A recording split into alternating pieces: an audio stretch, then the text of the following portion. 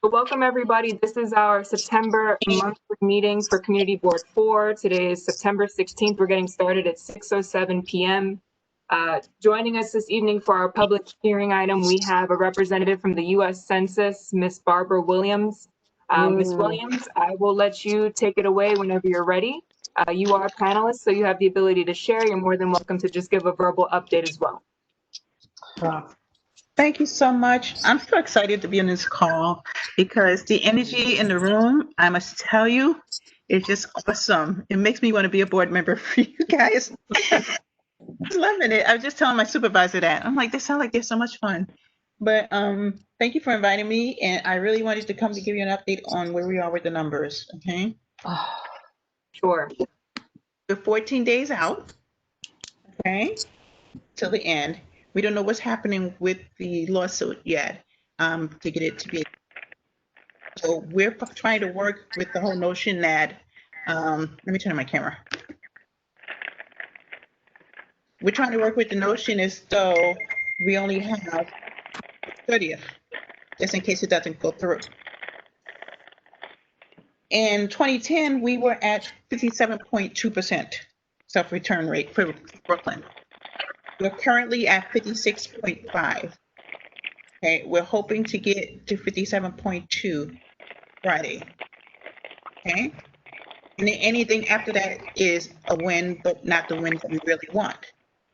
In Bushwick, last time in 2020, we were 51% self-response rate, which still isn't great because that means that we lost 49% of our money.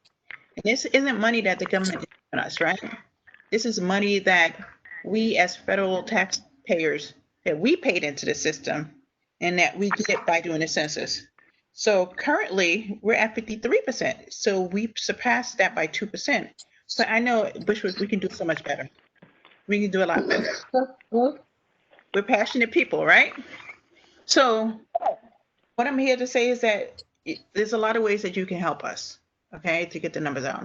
And so I'm going to go through a list and I'm going to read off some of the items that we have coming up over the next few weeks, okay? So I'm going to be running around like a crazy person for the next 2 weeks. So if you want to join me, you're more than welcome, okay?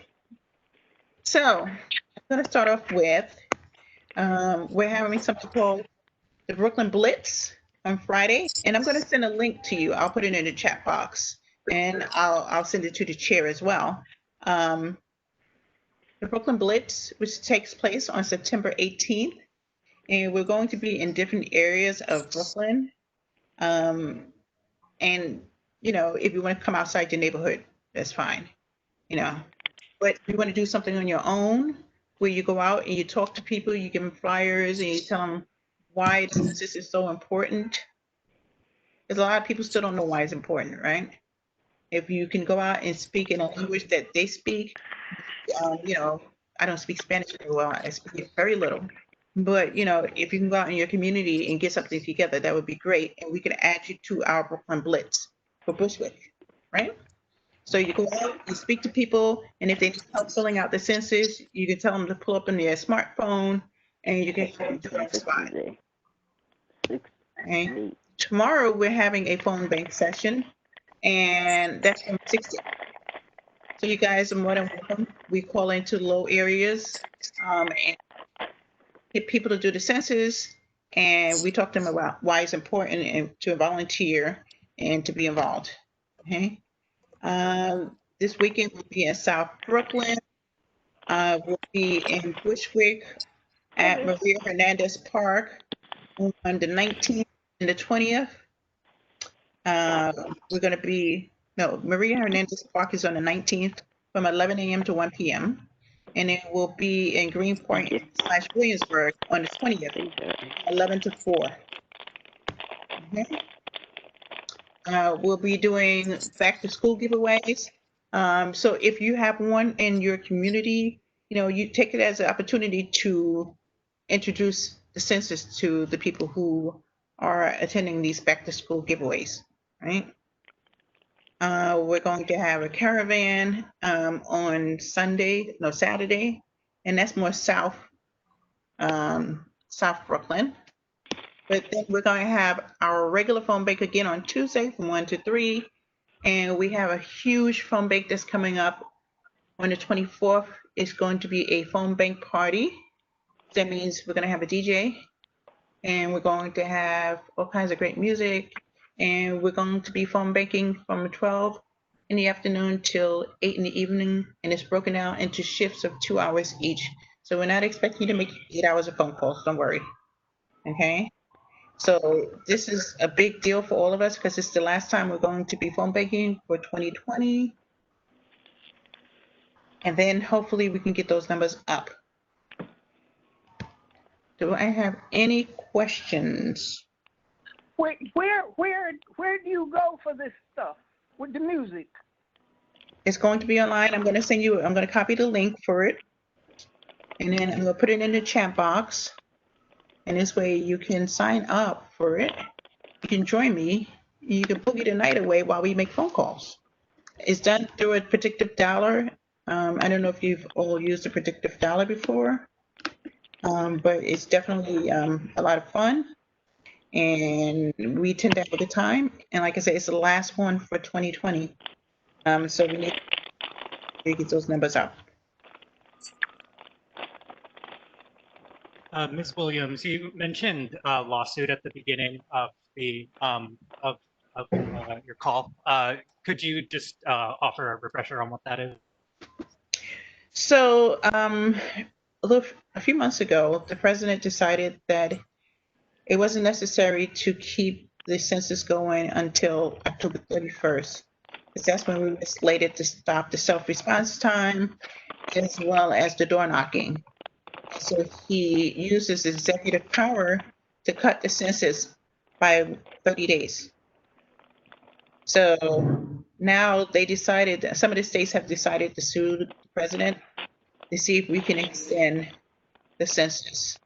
So we don't know if it's possible because it's going to be next Tuesday before we find out if anything has come out of it, the lawsuit. Gotcha. Thank you. I have a question. Because what's going to happen is we're going to lose representation, right? And we're going to lose federal tax dollars. So we're slated to lose 2 congressional seats. And Texas is going to gain 2 seats. So important that we get those days in so we can bring the numbers up so we won't lose the seats. Do you have everyone employed that works with the census working now? So okay, that's a 2-part question because we have the federal and then we have the city. Okay, so the federal, I work for the city. The federal is a different game where they have the door knockers. Those are the enumerators, and so they would be more able to answer the question about the door knockers. Oh, I see. Hmm? Yeah. Can I ask a question? Yes. Do you know how many people who live in Bushwick were hired to do the census? No, that's a federal question. That would be for the federal. Yeah, I work for the mayor. okay. I'd just be interested to know that because they've been coming to the community boards for months now announcing the jobs. And I ended up doing it online. And just this week, 3 people came to my house doing the census takers. And I said, I've already done it. And all 3 of the people who came to my door were white. So I'm just wondering how many people were hired from Bushwick to do the census in our community. Yeah. I think part of the problem was because of COVID. Now a lot of people don't want to go do the door knocking. So they're filling in people with, people they have to do it. I know they are trying to put people where they live, but in some cases, it hasn't been easy to get the people to take the census. I'm passionate about it. So, for me, I can talk about the census all day and night. I love it, and it's important to me because I need to reach people where they are, so if you have a person who is a domestic violence is in a domestic violence situation, right? They may be afraid to do the census, right? So when I speak to her or him, I tell them from my own experience as a domestic violence survivor how to be safe when filling out the census. But not everyone talks like that or thinks that way, you know. So I need to reach the people where they are. If they have children and, you know, the little girl is dancing and I'm like, she might want a career as a ballerina. You know, we need the funding so she can get training now. We don't need her to think she's going to be Misty Copeland at the age of 21. You train now to become that Misty Copeland or the senior who with Meals on Wheels. I know the importance of the Meals on Wheels because I do a lot of volunteer work with the seniors and I see when they're not eating. So I will take out of my pocket to feed them. But we as people who are communicating about the census to be more in touch with the individual and not think about it as a, you know, and I'm sure, you know, Hey, people Yeah, I think you made my point. That's why we need people from the community to communicate with people in the community. You have Yeah. a sensitivity. People coming from the outside might not. But thank you very much for your answer. Thank you. I appreciate you and your service. All right. I appreciate you all. I appreciate you all. Hi. Yeah. Celeste, this is Barbara. I work for the census, and I don't really think it's fair to say that they're not taking people from the community, because when they first advertised about the census last year, everyone had an opportunity to apply for the job. So it was up to them in Bushwick if they wanted to apply for the job. So if they choose not to work for the census, that was on them. Okay? But I'm working for the census. My neighbor's working for the census. Christopher Yeah. is working for the census. They just called him. Yeah. So people who live in Bushwick are working for the census. You know, sometimes I think they kind of not organized, but people in Yeah. Bushwick are working. I'm working on the census, and I'm definitely from Bushwick. I have, A practical question, how can we sign up for the phone banking? I haven't seen any emails about that lately. I saw it earlier, like last month, but if you Yeah. can reshare that information. So I put it in the chat box. I don't know if you could see it. Can you see it in the chat box? And when you go into that form, you'll be able to sign up for any of the upcoming events. And if you use that same link over and over again, you know, we add events as they come along. So it's the same link over and over again. And then the more we do, the more we add on to that link. And you can share it on your social media. I also have a toolkit that I can send back to the board for social media stuff, graphics and such. Yeah, this is like really awesome that you guys are willing to have me come speak tonight about this. So I really appreciate it. I'm, oh, can I say something about the census? My daughter was working for the census. She applied since last year and she only got called and worked for like 3 weeks and now she's home. And she said that they say there's nothing else for her to do. So, I know. Yeah, once again, that's federal. And unfortunately, federal. you know, that's federal. Anything that has to do with the door knockers, I don't really have a lot of information. The only thing I say is perhaps a lot of these issues, like I said earlier, are due to COVID. And a lot of people are not wanting to come out due to COVID. You know, I know for me, I'm high risk and I just started coming back out into the field. So it took me a while to come back out, but at least since they were very understanding about the fact that I'm high risk and they were like, whatever you feel comfortable with is fine. So we don't know if it's because the COVID, we don't know what it's for, the reason why. But hopefully, someone said neither do I. But hopefully, you know, we can get those numbers up. I said that we can't focus on things that aren't happening in areas that we can't control, but we can control how we compute the numbers, right? Yeah. So thank you, Barbara. And I do want to just take a few seconds to do some behind the scenes admin work. So it looks like for the chat, I have some questions here, and I'm just going to summarize, Barbara, and then you can answer them all at once. So there are a few people mentioning that they're not able to see the link you sent and to see if it was just sent to the host of the meeting. By Oh, mistake. okay, I'm sorry. Yes, I'll do it No again. problem. And then there was also a question about the furloughs, if that's going to affect the any of the census workers. And there was also a question on the Q&A. I minimized that panel, so I have to recover it. Please, for now, if you have any other questions, members of the public, you can submit them in the chat panel. I'm looking at that actively.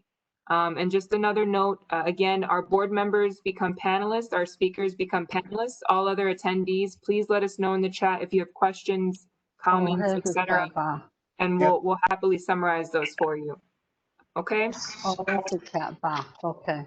So as far as the furlough is concerned, the furlough isn't affecting us city workers, only because as of the end of the census, we won't be working anymore. Our job finished, so we'll all be out there looking for new jobs.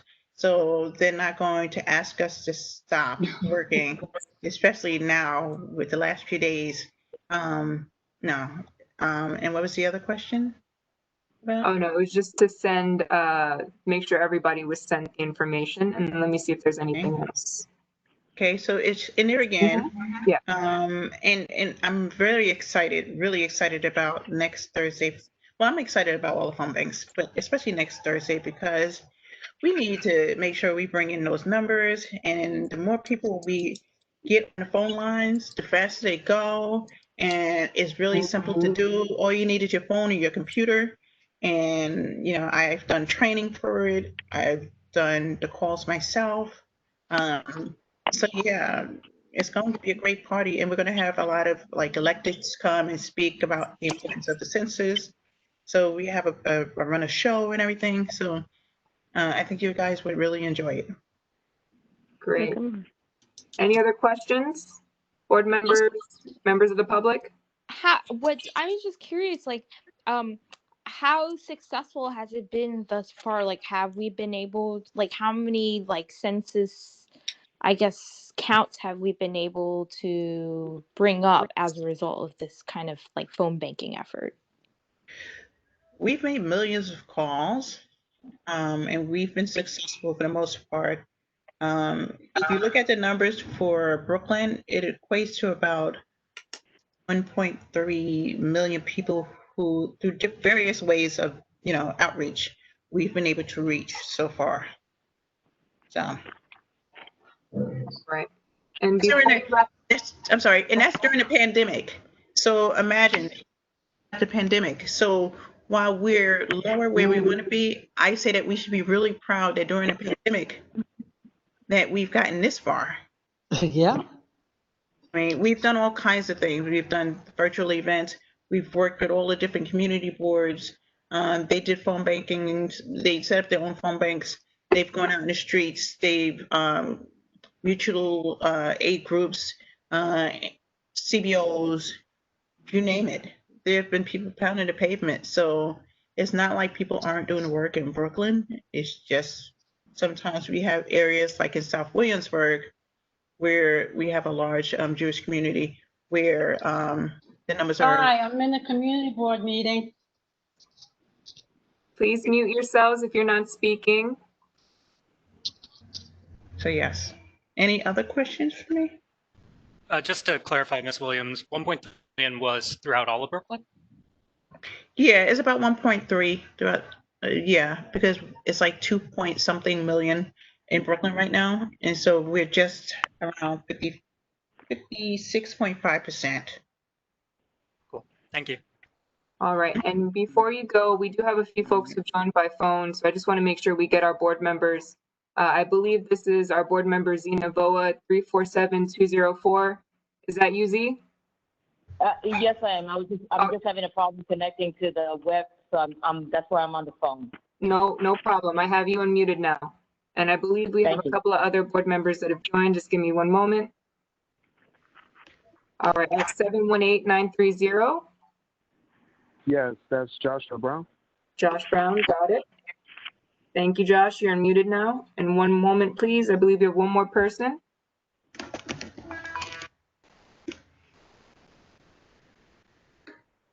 All right. It looks like they jumped off.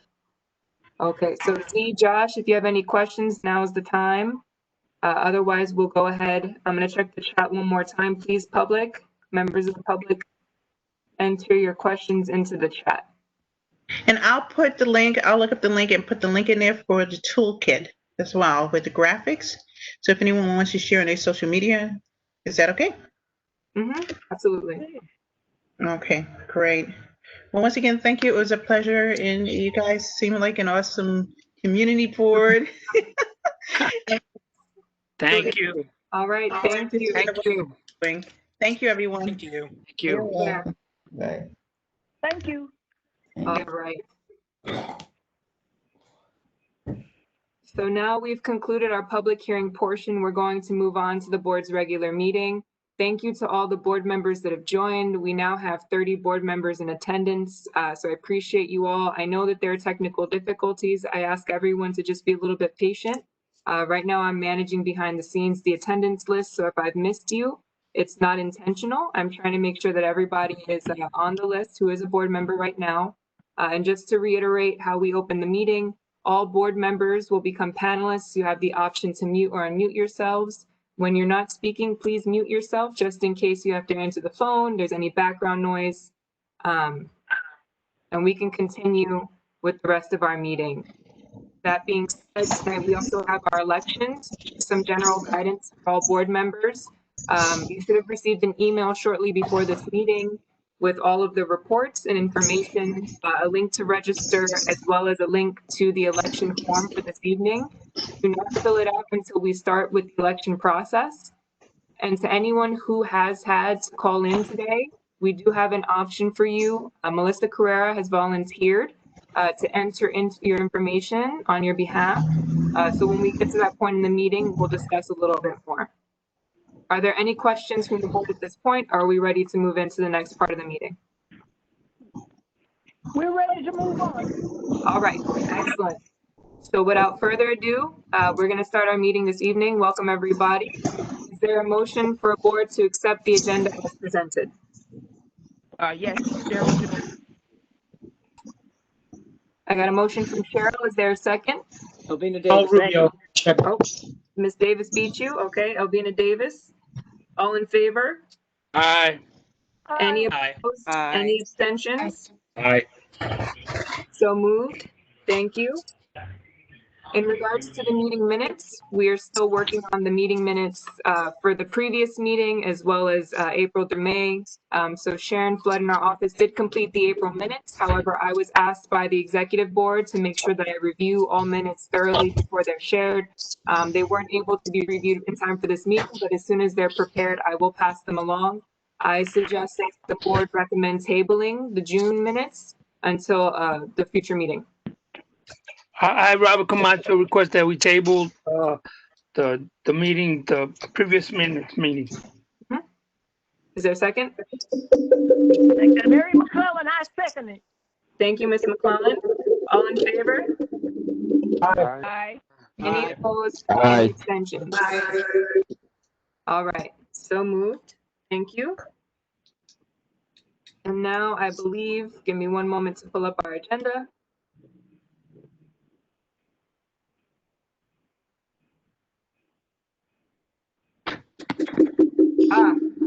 We have to do our roll call. I know I was missing something. We have a quorum. If you pull up our attendance sheet, just bear with me. And I'm gonna do one more check to make sure I have everybody. I don't wanna miss anyone. Just reviewing our attendance list. And then we'll do our roll call. My apologies for going out of order. All right. Okay, it looks like I have all board members. So we will start our first roll call. Reverend Grace Ates. Present. Joshua Brown. Raul Brown. I saw Raul earlier. Robert Camacho, Present. Guardier Caphart, Why is an echo like that? Somebody got a low. yeah, hold on. It could be because everybody's off mute. So if you're not speaking, please just unmute yourselves when you're not speaking. Otherwise, then we may have some interference and some feedback. When I call your name, if you can just unmute yourself and then just say present, we'll continue. One moment. All right. I have Guardier Caphart. Present. Thank you. Melissa Carrera, Present. Felix Ceballos, Present. Luisa Chan, Hello, present. Andrew Ramos Choi, Present. Daniela Davi, Present. Alvina Davis, Present. Victoria Fernandez,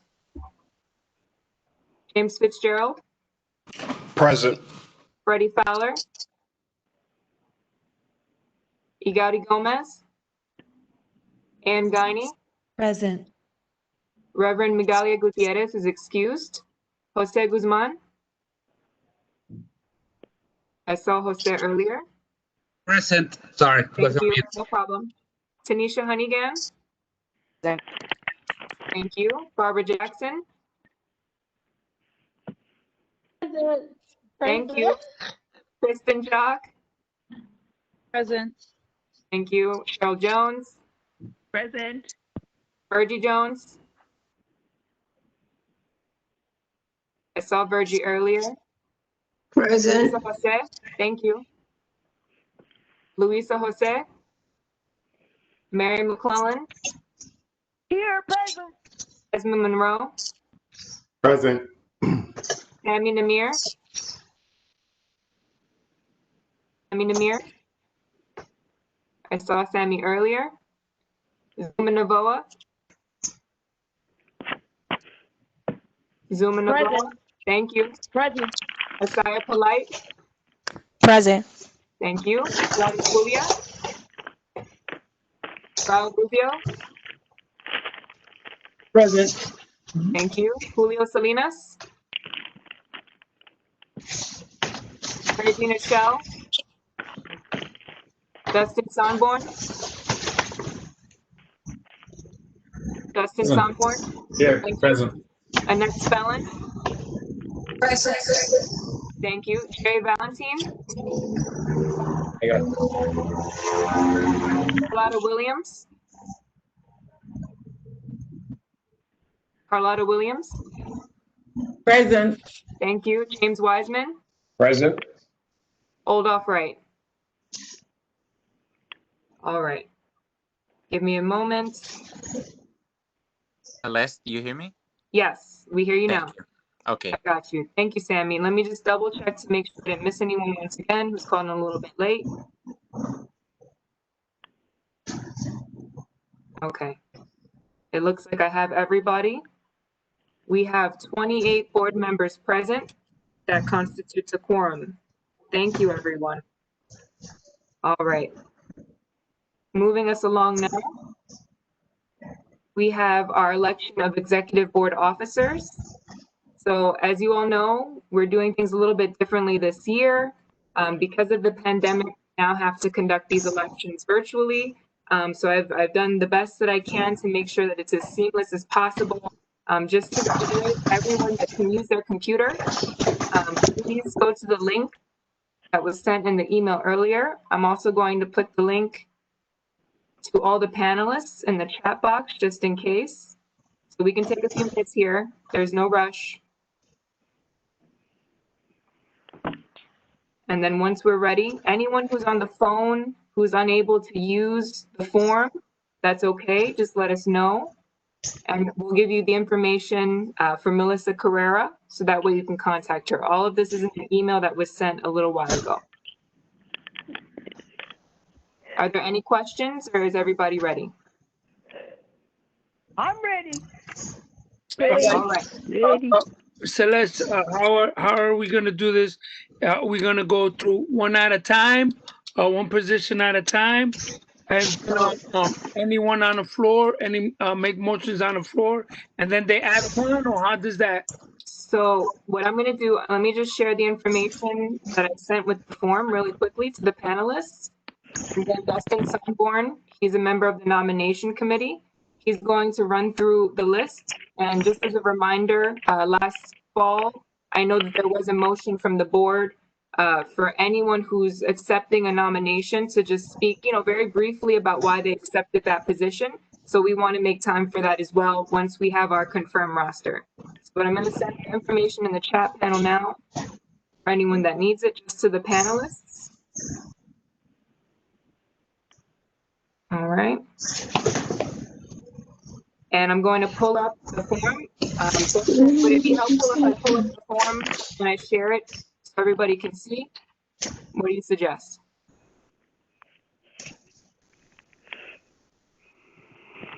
Are you there, Dustin? Oh, I think, am I unmuted? I think, you're muted. I think maybe showing the form at the end will be okay. helpful. I think Sure. it's pretty self-explanatory. Okay, go for it. All right. As Celeste said, I've been asked to kind of run through the the elections tonight. And the way I'm going to do it is I'm going to read off each of the positions and who's been nominated, who's accepted. And then from there, once we go through all the lists and we'll check who, if anybody hasn't responded when they were called earlier in the nominating process, we'll get whether they accept or decline now. And then after that, we'll go back through each position again and allow everyone their couple of minutes to speak about why they want that position. So if everyone's ready, I'm going to start with the first vice chairperson, which currently is Joshua Brown, who was renominated again, accepts. Our other nominee for the first vice chairperson is Alvina Davis. So those are our two nominees for the first vice chairperson. We'll come back to them to speak in a minute. For the next position, and if you have a blank, if you didn't answer your call or you weren't able to be reached and you were nominated, I'm going to put you on the spot now and find out if you accept or decline your nomination. So for the second vice chairperson, we had a couple of nominees who were ineligible or let's see what else, or there maybe a committee chairperson, which makes them ineligible, or some of the people were nominated before our council member left and took his board members with him. So for the second vice chairperson, we have Odolph Wright, who I believe is the only one to accept. So that's that one's given, but we'll still give him time to talk. For the recording secretary, we have Akira Polite, who nobody has answered this one. So if anybody on this list accepts or declines, please let me know. I can't see you all. We have Akira Polite. Hey, this is Asaya. Asaya. Could you wait? Could you wait a few? So if nominations we have the second and the third. So I don't want anybody to think that it's all right. Just want a point of order. Okay. So you broke up a little bit, Mr. Camacho. Can you just repeat that? Just for point of order, that there would be nominations for the floor. So that's right. Thank you. Thank you for that. Just because it's there, I didn't want anyone to think that it's right. It should be. The only thing I have written down on my notes, and I forgot to read it. So let me start over with the first vice chairperson. So I'm asking, in addition to who's accepted, if anybody has nominations from the floor, please let us know. And I believe those will have to be seconded, perhaps, but we do need nominations from the floor if you have them. And I'm going to say it a third time. We're looking for nominations from the floor if the person you would like to nominate is not on here. So for the first vice chairperson, accepted nominees are Joshua Brown, our current first vice chairperson, as well as Alvina Davis. If there are any nominations from the floor, please speak now, or if you're on the phone, you can email or text Melissa, or just let us know here. So any nominations from the floor for first vice chairperson? Okay. Once, twice, three times. Okay. Moving on to our second vice chairperson. The only eligible nominee to accept was Odolph Wright. If anyone has nominations from the floor, those are welcomed at this point. We do a second call. If anybody, speak now or forever hold your peace. It's in the book. I have to ask three times. So anybody have nominations? Is he on a call? Did he write on the call? Did he write something indicating that he wanted to, or? I called Odolph Wright during the nomination process, and he accepted his nomination. Everybody else nominated declined or is ineligible. Okay. All right. Thank you. Can I nominate someone from the floor? Absolutely. Raul Rubio? All right. Raul Rubio was asked, but he declined. Okay. So I'll reopen if he changes his mind, because right now Odolph Wright is running unopposed. You know what? I'm willing to accept the nomination. Okay. All right, we will change you over. You're just building the drama there, huh? That's Is that right. what's happening? Is there a second on the floor for Raul Rubio? I'll second that. Okay, there you go. Now we got. Great. So I'll ask one more time for the second vice chairperson. Are there any other nominations from the floor? Okay, so for our nominees tonight for second vice chairperson will be Odolph Wright and Raul Rubio. And like I said, we're going to go through this list and then we'll give everyone a chance to speak. Our next position is the recording secretary. I have nobody responded, so we have 3 that were nominated, and I'll ask now if they would like to accept or decline. And if not, we'll have to nominate someone from the floor, or even if so, we will ask to nominate from the floor. So I'm sorry, I'm going to butcher this name for like. Hello, it's Asaya. Asaya. Hi, so it's Asaya. I declined the nomination, but I would like to nominate Andrew Choi. So new board members are not eligible. They have to be on the board for at least a year as per the bylaws. Oh, that's okay. I can't remember how long he was on here for. Thank you, though. Next Hard decline. Jerry Valentine. Hi, this is Jerry. I'm sorry, but I have to decline the nomination. I'm very sorry. Okay. And Ms. Virgie Jones is our third nominee. Accept or decline? Decline. Can you hear me now? Yes. Yes. All right, so I believe we need a new nominee from the floor and or a volunteer. Is Virgie Jones is the chairperson of a committee? I declined. Yeah, she declined. Okay. Okay. So would anybody like to put their own name in the hat or somebody else's for recording secretary? Or else maybe we'll just have to put everyone's in the hat and whoever wins will get it.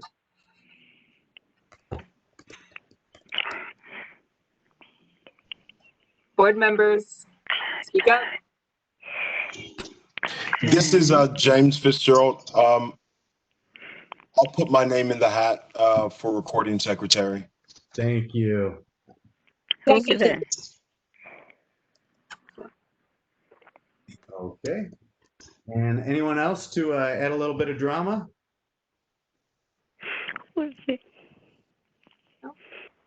I guess I nominate Louisa Chan.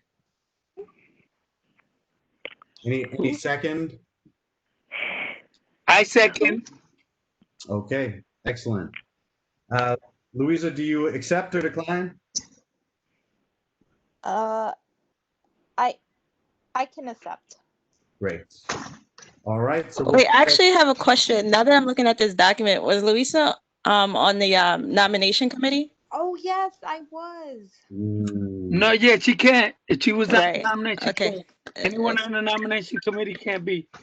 All right. Good. Yeah. Checks and balances. That's good. Very nice. Very nice catch. Robert would be That's the Dick Cheney maneuver, right? Yeah, something like that. All right. Is there another nomination from the floor, or we will move on and have a unopposed? We'll move on. Yep. Move All on. right. 1 second, just updating our records here. All right, moving on to the financial secretary. We have a number who were ineligible or forced to resign, and we have 3 who we were not able to get answers from yet. So I'm going to go through this first. Felix Caballos, you were nominated for financial secretary. Do you accept or decline? I'd say I'm declined. Decline. Here's that. All right. Jamie Wiseman. accept or Yeah, decline? everybody's declining, and I unfortunately have to decline here. I can satisfy my committee assignments, but I unfortunately I can't do this one. I'm sorry, guys. Right. I'll keep serving. All right, and Eguadi Gomez, who please accept. Yes. Was that you, or was that a voice from the crowd? You got it? Are you on? Hi. Yeah, I'm gonna have to decline. Yeah. Now I'm probably running for something else anyway, so and I can't do that. I see. We're gonna have to add a stipend next year. Telling you. A stipend of our appreciation. Okay, so we're gonna need nominees from the floor. If anyone would like to step up to the plate or force someone else to, that's where we are for this position as well.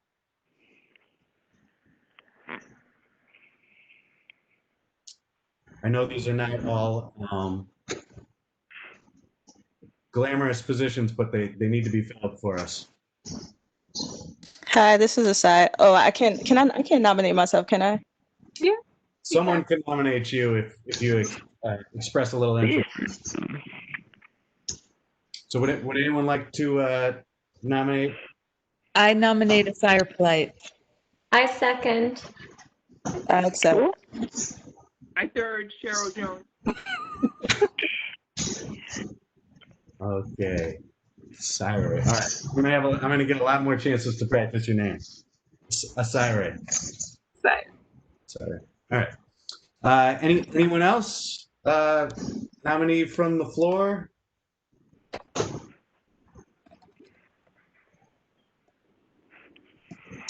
Okay. I'm gonna ask. I have to ask 3 times. So second shift. Anyone else from the floor? I don't know what you're gonna say.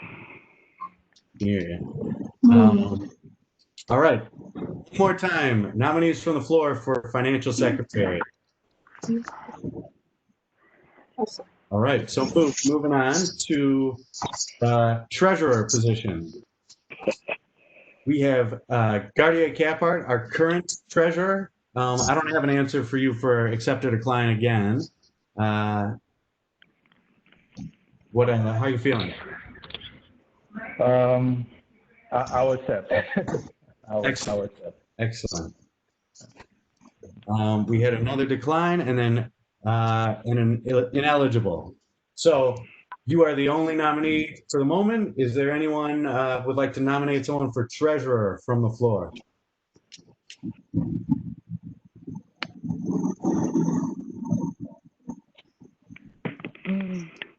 I'm gonna ask again. Any nominees from the floor, or anyone with any interest in making it interesting?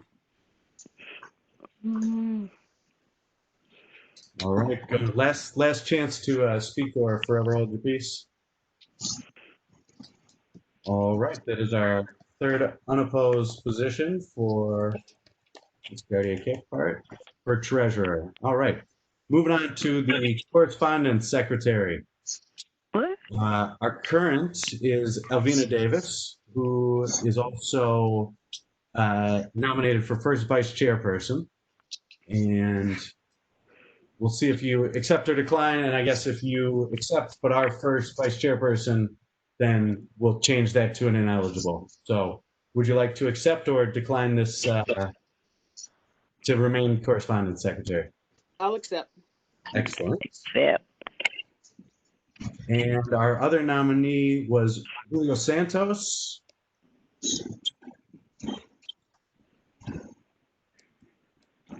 Julio, are you with us? Yeah, Julio Salinas. Hold on. Salinas, sorry. Read too fast. I don't see him on the meeting right now. All right. Are there any nominations from the floor for correspondence secretary? All right. Well, I think it would be good to have one if anyone's interested or would like to make someone interested.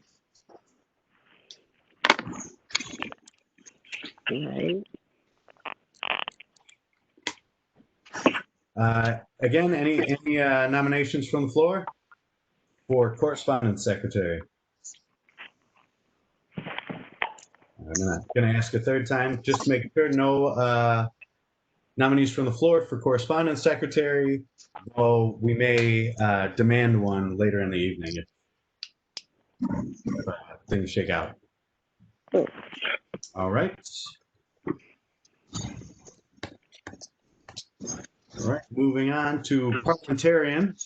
Odolph Wright, Mr. Wright, our current parliamentarian, has accepted that nomination.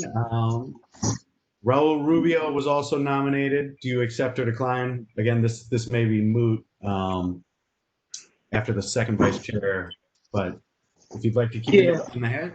No, I'm going to decline. All right.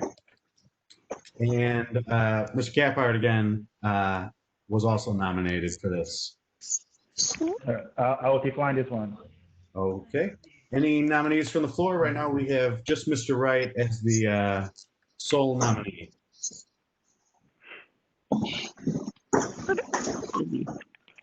All right, asking a second time. Sure no nominees from the floor? All right, last chance for nominees from the floor. As it stands, this is our fourth unopposed nominee. Fifth. All right. So I think now, because of our motion last fall, that we are going to give all of our nominees a chance to speak about why they want the position or what they would bring to it or whatever. I'm sure nobody has much in the way of prepared remarks. So I'll start with the first vice chairperson, Joshua Brown, our current vice chairperson can start, and then Elvina Davis after that. Yes, I will. I'll start it off. Good evening, folks. My name is Joshua Brown. I just want to say it's been an honor serving Bushwick in a capacity in which I've been serving in. As we know, here in Bushwick, change is a constant and housing is our main priority. And it's been an honor to represent Bushwick as well as extend my expertise in these fields in order to better further the health and the rejuvenation of our community. And just as with 2020, this is our most important election ever. This will determine America. So I just thank you all. Thank you. So I'm gonna cut in real quick before Ms. Davis and talk a little bit about the process we're going to use today. As you guys all should have got the email with the survey, as well as if you're on the phone, you've received a link or an email about going through Melissa. So while they're speaking, feel free to fill out the form. or write notes and then fill it out all at the end. And then after we've gone through all these, everybody will send their form in, fill out your form, submit it, and Celeste will tally them up. So just one point of clarification. I have to share the form, just so it has to be visible to everybody. So just give me one moment. Everybody sees the form? Okay. So, and just to make sure we're all on the same page, for those that are uncontested, there really is no other option. So if the board is comfortable, I could actually remove them because you would just be picking the one person. But I leave that up to the board and the nomination committee's recommendation. What, do you want me to leave everyone here and fill out the survey as is, or do you want me to remove the uncontested depending on? The only one that doesn't work for is Ms. Davis, who is now for 2 positions. So, but all the other positions for second vice chairperson, it would automatically be Mr. Wright, it would automatically be Mr. Fitzgerald, and so on and so forth. Yeah, but they will still have to vote. They will still have to. So one person from the committee would have to cast one vote. So it doesn't make a difference anyway. So. And Raul Rubio was nominated and accepted for second vice chair too. Hold on. Okay. Yes. Thank you for catching that. I was trying to update everything as I was going on.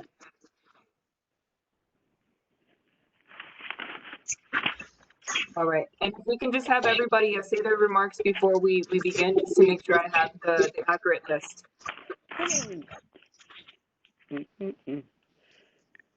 Okay. So sorry for interrupting that, Ms. Davis. The floor is yours, or the screen is yours.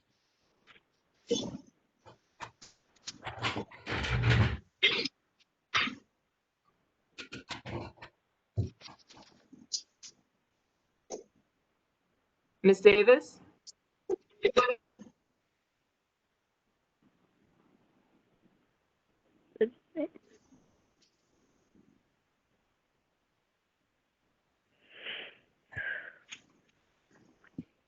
That link is still on, Celeste. I know. I mean, hold on. So people are technically responding. So, I mean. Don't respond yet, please. Yeah.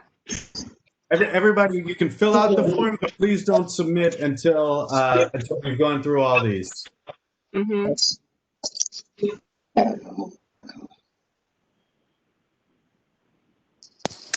Okay, Celeste, I think you may be able to unmute her yourself. Yeah, I have to use the screen. So please, yeah, forgive. Hold on. Oh.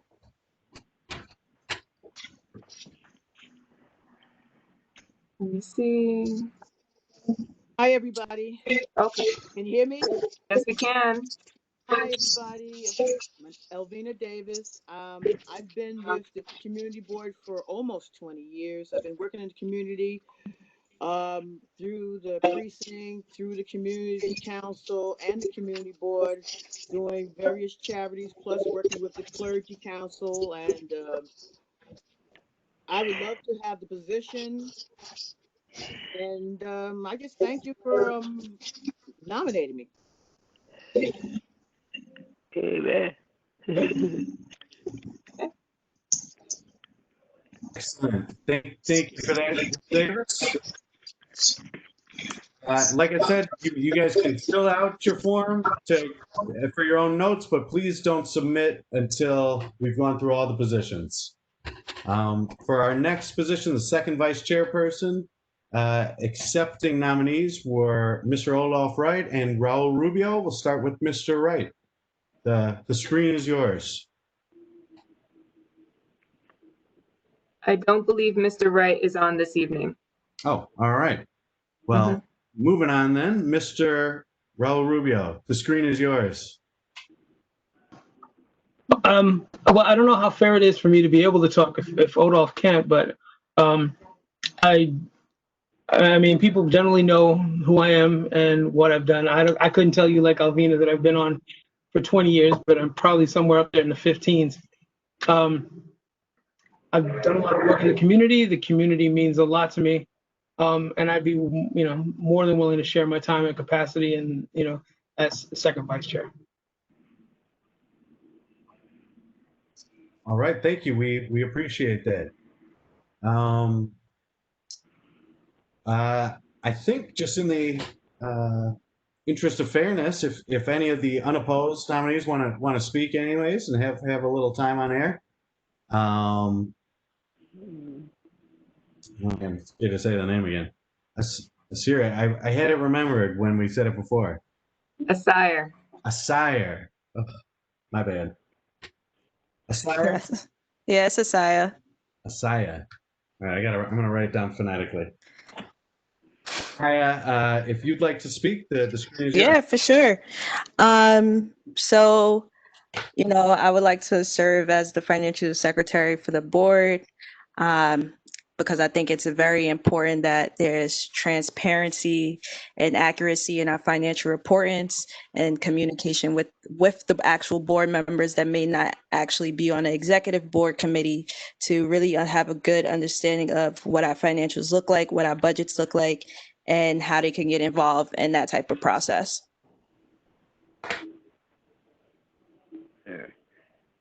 Well said.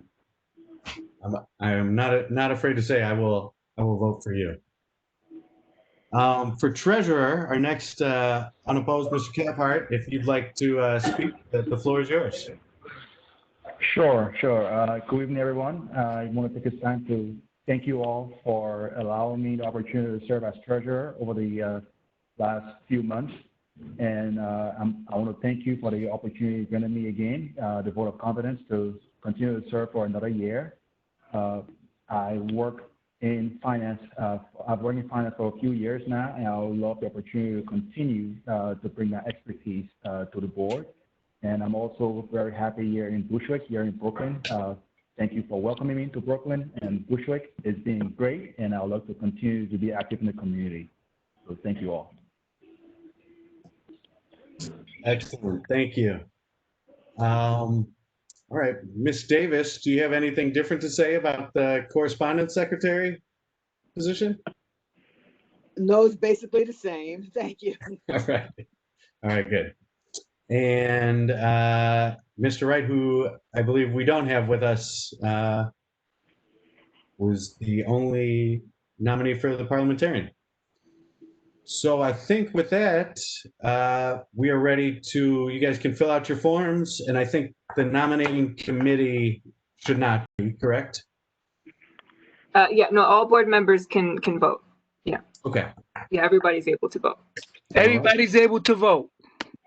So everybody take your couple minutes. Don't share your answers till the end, and yeah, you can fill it out and submit. Yeah. So, Celeste, you're still sharing the screen though. Yes. Don't Yes. give it So away. that has to be up while people are voting to demonstrate that it's visible and public. Gotcha. Okay. Great. All right. Well, that takes some of the suspense away, but it's fine. Yeah. Well, we'll leave it here for now, and then we'll do the responses. Yeah, once we get the numbers. So we have to wait till we have. Let me check the amount of board members we will. Can I check from here? Hold on.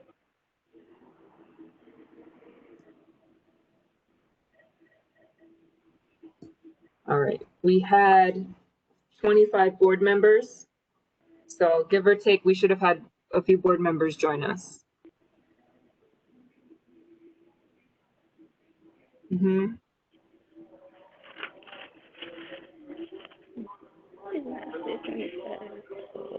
Yeah, the only issue we may run into is with correspondence secretary. So of course, we would need to have someone else take on that role.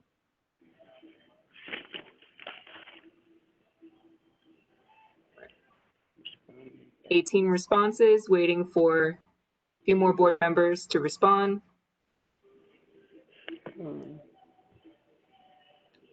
Again, as a reminder, everyone on the call right now, you may have to disconnect to let Melissa know who you select.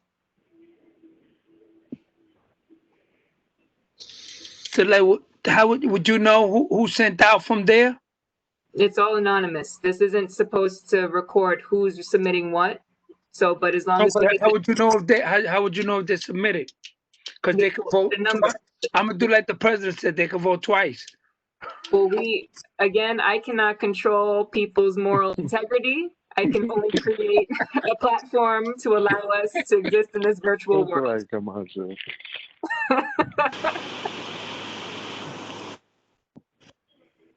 Collusion. I thought the same thing, though. I'm not gonna lie.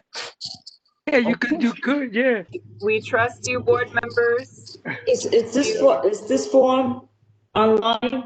I mean, it was sent to me, or is it with the correction? Yes. Yeah, it was sent to everyone Okay. earlier today via email. I also sent it in the chat box for this meeting, the link. Okay. Yeah. So let me go. Okay, thank you. Mhm.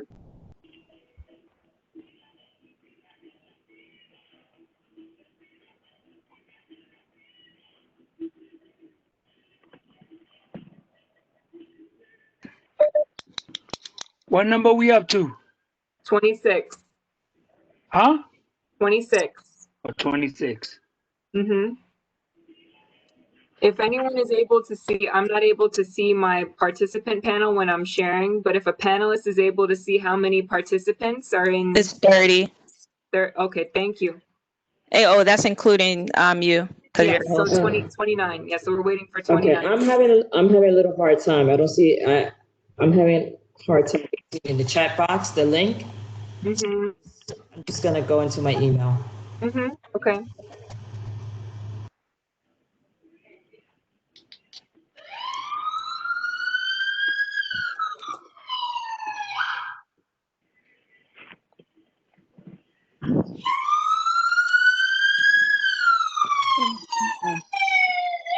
What's the council as? 28. I believe we're waiting for Zuma. 29 is the number? Yep. All right.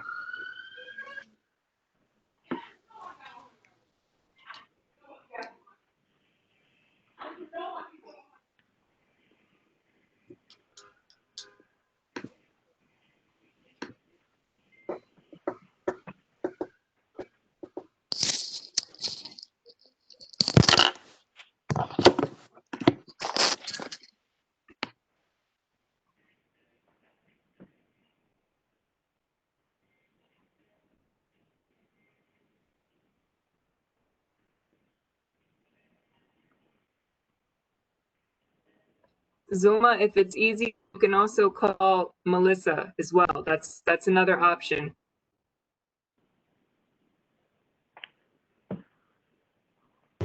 Just about to submit it. I'm sorry. No problem. It's taking me a little longer.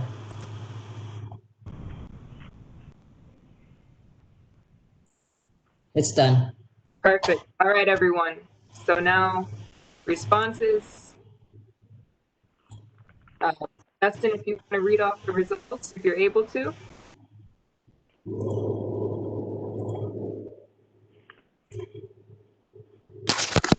You're on mute, Dustin. Thank you, Asaya. For the first vice chairperson, currently Joshua Brown, and Joshua Brown will remain so in our coming term. We don't have the exact numbers, but by 75% to 24. Next, second vice chairperson, Raul Rubio wins at a 72 to 27 percentage. We don't have the raw numbers here. For recording secretary, James Fitzgerald. Selected. And for financial secretary, Asaya Polite. 92.9. Treasurer, currently Guardian Campart and will remain so for the next term, ran unopposed and 100% of the vote. Correspondence Secretary, Elvina Davis, also running unopposed, will remain in her position. So this is the one where we'll need a different board member, or actually, well, no, absolutely, you're right. You're absolutely right. Yeah, you're good. You're good. And Parliamentarian, currently Olaf Red, who's not with us tonight, but we'll find out at some point that he has been re-elected as parliamentarian. All right. So concludes our board elections for 2020 and 2021. Thank you. You did a wonderful job, man. Thank you. Thank you. Dustin, can you run the presidential election for us? Because I think that would go much smoother. I would love to. I hope I can count on your vote for when I run in the presidential election. Listen, when I'm eligible. But I hope I don't get to vote twice, okay? I grew up in Chicago, and we always said vote early, vote often. That's true. Chicago's known for that. All right. So thank you, everyone. Let's go ahead and move on with the rest of our meeting. Taking us to the next item for this evening is our chairperson's report, Mr. Camacho. Hi, how are you? I would like to thank all of you, especially the people that was elected. You got a lot of work to do. It's been a crazy year. I hope everyone is safe. I love you all. I miss y'all. You know, I miss the hugs and the kisses and everything with no matter who it is. But we all got to be together, especially now. It's with this tough times that has been going on. I had no summer vacation. I've been in Rikers Island, locked in my home.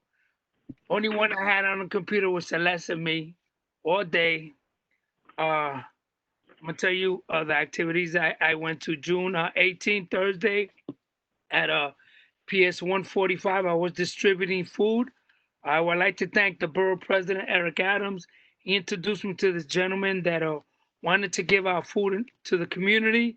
And I, myself, and a couple of people went and we gave 7 Tuesdays, or 5 Tuesdays in July, 1 Tuesday in August, and 2 Tuesdays in June.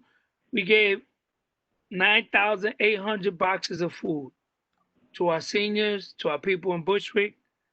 It was awesome. June 18th from 6 to 9, I joined in the CEC, DOE, in regards to transferring PD, school safety to DOE. It was a little crazy, but I was in that panel. On that same day, I had to switch off. I stood there an hour or two, and then I transferred June 18 at 6 p.m. to Congresswoman Nina Velasquez live stream police and defunding and the COVID-19. In regards to that, you know, when you defund anything, the people that hurts more are Latinos and Black and community like us, because we've been there before. So we have to make sure that if it's defund, make sure that it defund the people that have the money, and the people that need the stuff continue to stay here. Also, June 25th at 6 o'clock, the district attorney had a town hall, Eric Gonzalez, I'm sorry.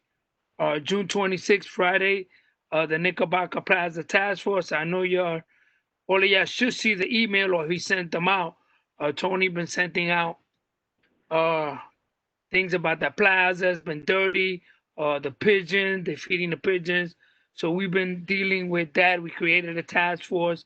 We went around Knickerbocker, me and Celeste, and letting everybody, all the stores know to clean 18 inches over the curb, to make sure they maintain the areas clean, because they're going to start giving tickets, and make sure that we keep Bushwick clean like it is. On July 7th, Tuesday, I testified in defunding the police officers, defunding the precincts. I testified. July 9th at 2 o'clock, Clean Bushwick Task Force. There's a new organization in Bushwick. They're doing good jobs in helping us keep Bushwick clean. They had an activity. I have it in my report. It's lengthy.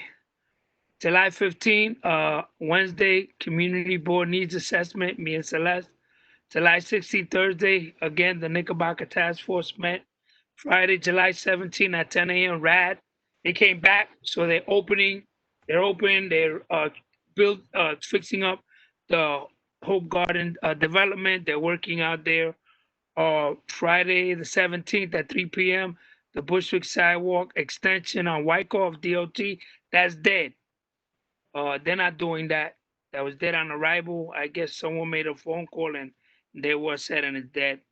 Monday the 20th at 11 a.m., me and Celeste met with on a phone conference with we went to the community board office assigning committee 2020 the checklist on Thursday, July 30th. Congresswoman Nelly Velasquez small business conference in regards to the PPE cash or forgiveness loans. On Thursday, August 6th, the Bushwick Task Force met again to make sure that Bushwick stays clean, the Knickerbocker and in the plaza. On Thursday, August 6th, a walk through Hope Garden. Myself, Nelly Velasquez, Julio, Senator Salazar, one employee, and Paula. We did a surprise visit. We walked down all Hope Gardens building. Some of the stuff was horrendous. The doors were pinned open. The floors were not mopped and clean. The basement boiler rooms were not unlocked. Any of us could tamper with the boiler or set it on fire. The doors wasn't closed. So it's gonna be a touchy situation with the new with RAD. Then on Thursday, August 6th, 7 p.m., the NBA, which is the Neighborhood Advisory Board, it was canceled because of the epidemic, but some of the fundings are still going through and RFPs are going through, which they do the ACS does the grants for people that summer youth employment and some of the youth programs that are on. August 12th, Wednesday at 12:30, me and Celeste met with Marissa Davila, Assemblywoman Marissa Davila. On the 14th, Friday, 2 phone calls with the owner, 900 Wyckoff. I would like to thank the borough president. Someone went to the borough president that owns 900 Wyckoff. That's that junkyard that's on there. He wants to create, he only has 6 employees. That guy's lease is up. He wants to create 200 units. We spoke to him on the phone. We're going to set up a meeting with him, which we did. It's in my report as I go down on Tuesday, August 18 at 6 p.m. The Permits and License Committee, they were working in the summer. They did all their reports in regards to liquor license. Thank you guys for the ones that are working and making sure that our community makes sure that everything is all right and they have the services that they need, especially now, with no one eating out, eating in, and people got to take their stuff out. We got to make sure we support our businesses. On Wednesday the 19th, me and this is a little rough. On August 19th, OMB, we had a meeting with OMB. All district managers and all chairpersons were on that call. And OMB told us that they wanted us, I don't know how that sounds, but you guys, they wanted us to volunteer and lay someone off. I don't know how that, and I was a little upset. I said, me and Celeste said, we're not laying anyone off. No one in our office is getting laid off. If they want to get rid of them, they're all civil service or whoever, let them do it. We're not laying no one off. I says, and then I got a little upset and I said, how about if we all that are here vote to lay you guys off? Let's say I volunteered to lay you guys off. I didn't think they liked that, but I really didn't care. So that's answer to them somehow. So we did. We told them we had to reply by the 20th of August, and we did. We said we're not letting no one go. Thursday the 20th at 12 p.m. We met at 900 Wyckoff. They walked through. He wants the affordable housing, whoever it is, could y'all mute? We're supposed to meet with him again. It's supposed to be another meeting. He's gonna go to House and Land Use. I guess he doesn't know what he wants to do. So he wants to sit down. Thursday, he wants to do deeply affordable housing. So that's something good. But you have to remember that area is M1. So he wants to get approved from M1 to turn it to residential. We don't know what it is, so we want to sit down with him, and we told him to go through committee. On Thursday, the 20th, NYC District 37. Everybody knows that I fought very hard to get these people on the 37th district that were on the board for a long time, that the councilman stepped down. I went to a district community panel discussion with the District 37, Cypress Hills, East New York.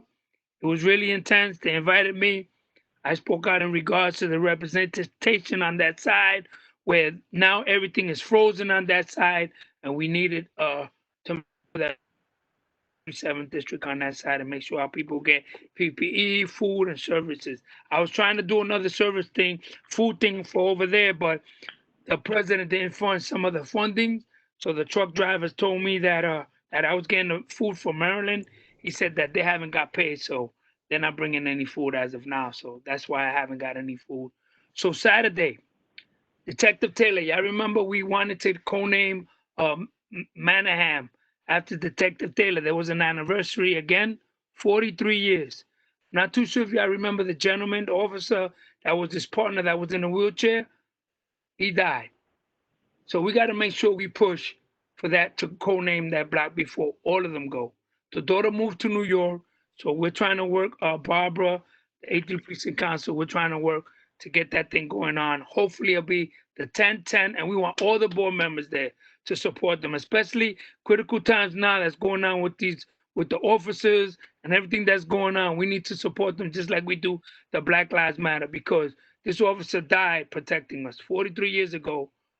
So we want to make sure that we support them in every way. On the 26th, Wednesday, August, or chairperson in the district man at 10:30, viral borough consultation. Oh, that was the longest consultation I ever seen. From 9:30 in this computer to 5 o'clock. We had HRA, DSY, ACS, DYCD, DOHMH, DFTA. Am I right, Celeste? So good? Very good. Okay, I'm doing a good job. Whew. August 31st, Monday, we had I see before had the EPTS PR committee. You know what that means. August 21st at 10 p.m. This was the good one. We met with Pinnacle, and we gave them, which is Hope Garden, all the complaints that we saw. We took pictures, we sent it to them, we walked them down. The owner came, and he made sure that those things were addressed. When we went back the next time, everything was taken care of and done good. The buildings were clean. It looked like they knew we were coming. Everything was on the money. On September 2nd, Wednesday at 11, the 18th Precinct Council, Barbara Smith had an ID thing for the kids. A lot of kids getting ID cards, hand sanitizers, masks. On Wednesday the 2nd, the same day, I went to the Brooklyn Borough North, had the bag giveaway. They had music, haircut for the kids. They had handbags, they had hand sanitizers, and backpacks for the kids. That same day at 3 o'clock, me and Celeste, that day was, all day I was in the street. That same day at 3 o'clock, me and Celeste met with the new deputy inspector. He couldn't be in today because he had another meeting to go to emergency, but he'll be next month. He's going to meet with us. On Wednesday was the executive board, the 2nd, that same day. So I was out all day. On September 3rd, Thursday, 10 a.m., we met with RAD. They took care of everything. Everything was done. We're supposed to meet with them again next month. Make sure on the 6th, on Sunday, there was a fundraiser for the Bushwick Clean Initiative. That's right, Celeste? So for the Bushwick Clean Initiative. Awesome, awesome, awesome people, man. Oh, my God. I purchased a shirt from them. It was very nice. They cleaned the block. They did a good job. It was nice.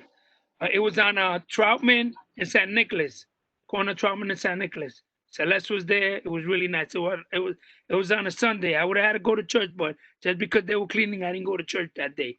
All right? On Ms. Davis, you see, I went to church. Shame on you. Shame on you. Ms. Davis, no, she said if it's for the community, don't worry. She'll do an extra couple of prayers for me. At September the 8th, Tuesday, PLC meeting.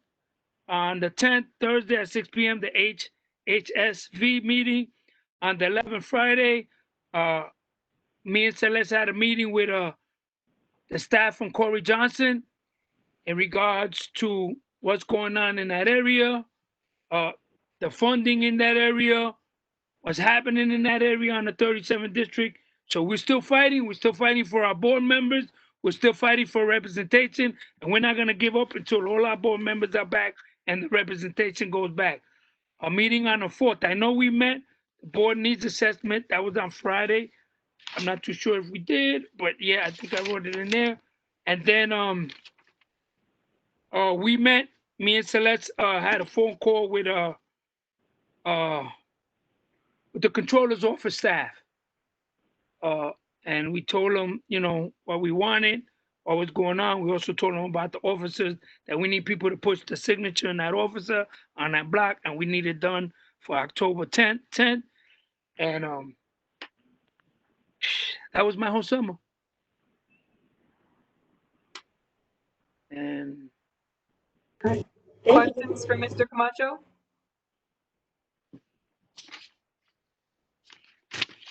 Any questions? Oh, sorry. Who is Corey Johnson? He's the Speaker of the House. He's the one that's taking, huh? Speaker of the City Council. Oh, he's the Speaker. I'm sorry. He's the Speaker of the City Council. I know he was Speaker of something, and he Camacho. He said that he's the one that when elected officials retire, they give him to him to take care of that community or that side of the district that there's no council district. Great, thank you. Camacho. Yes. I have a question, I want Camacho. a point of information on the call, and I'm sure they want to talk at the end and introduce themselves and the office. So after this report, Sammy, typically we introduce all the elected officials and representatives as well as the community-based reps. So I have everybody here, and I'll make sure if someone I missed, please feel free to drop a line in the chat box as well. But I do have the list open. But thank you, Sammy. I have a question for Camacho. You stated that you testified at the Fund the Police hearing or whatever.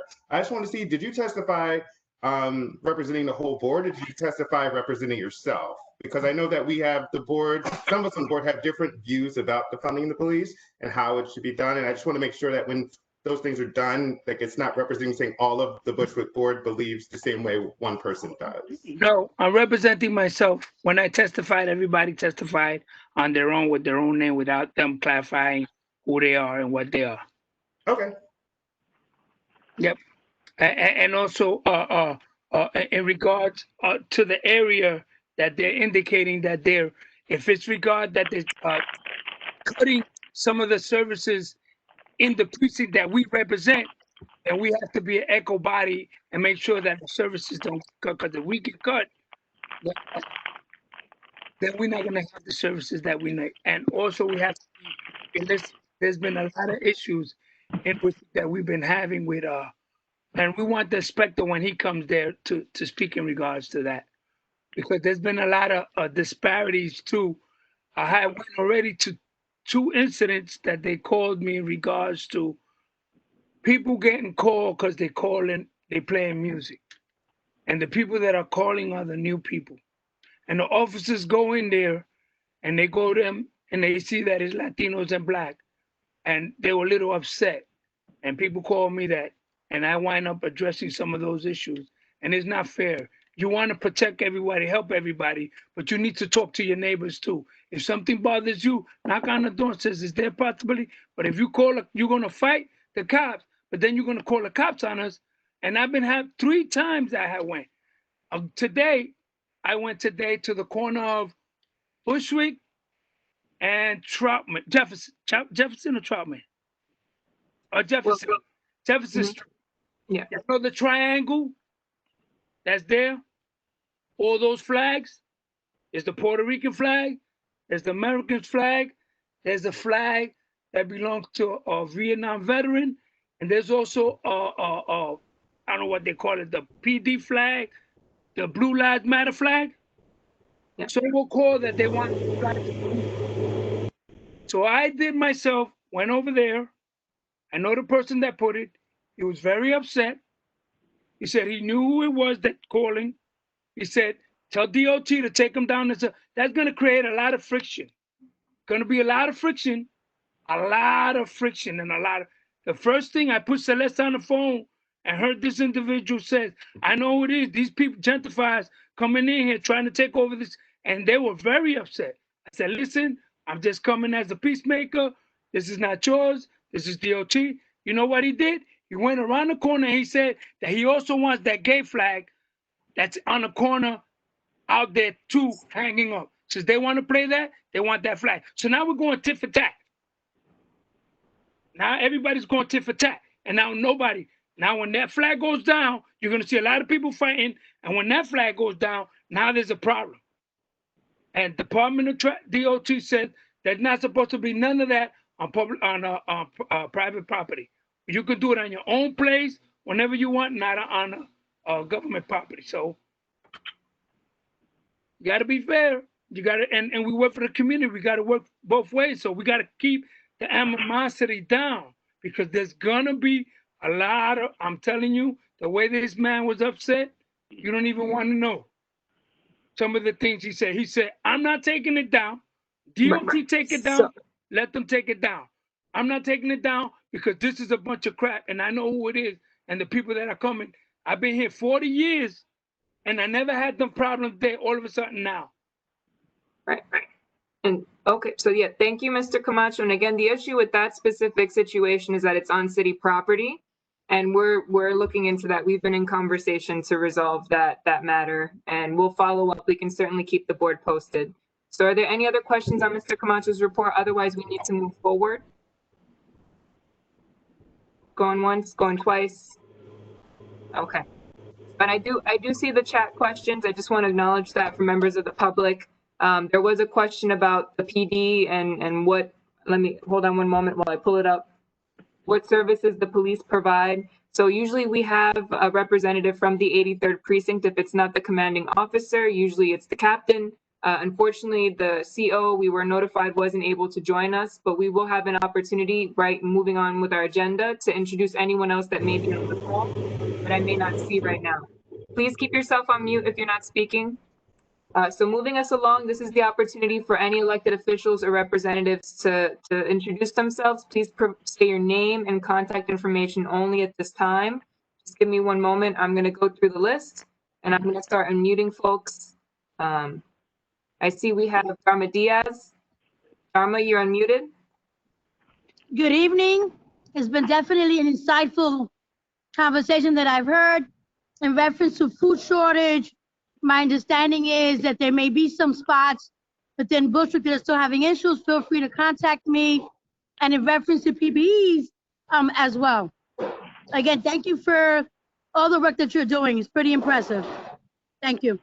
My number would be 646-303-9934. Again, 646-303-9934. Thank you. You're welcome. All right, thank you. Moving us along, I have, hold on one moment, Jonathan Pomboza. Unmuting you now. Jonathan, are you there? Jonathan? All right, I'll come back. I have Julio Salazar. Just give me 1 second, Julio. Julio, are you there? Yes. Good evening. Celeste, hear me? Yes. Hi, good evening, everyone. Julio Salazar here from Congressman Velasquez's office.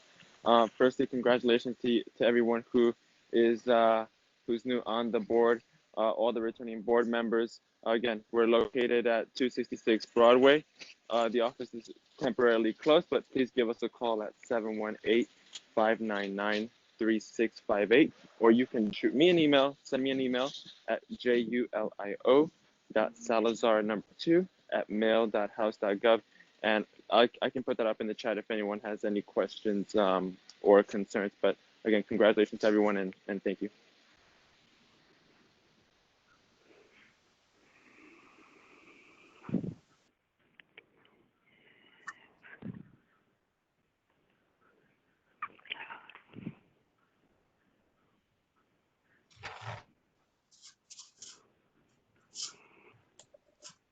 Celeste, you're on mute. My apologies. Thank you. Marcus, are you there? Hold on. Hi, everyone. I am here. Marcus Harris calling from the Brooklyn Borough President Eric Adams' office. We are working remotely, but I am in the office once a week. If you need anything, give me a call on my cell phone. It's 917-324-2680. Again, 917-324-2680. Thank you, Marcus. Marcus, I would like you to thank the borough president, man.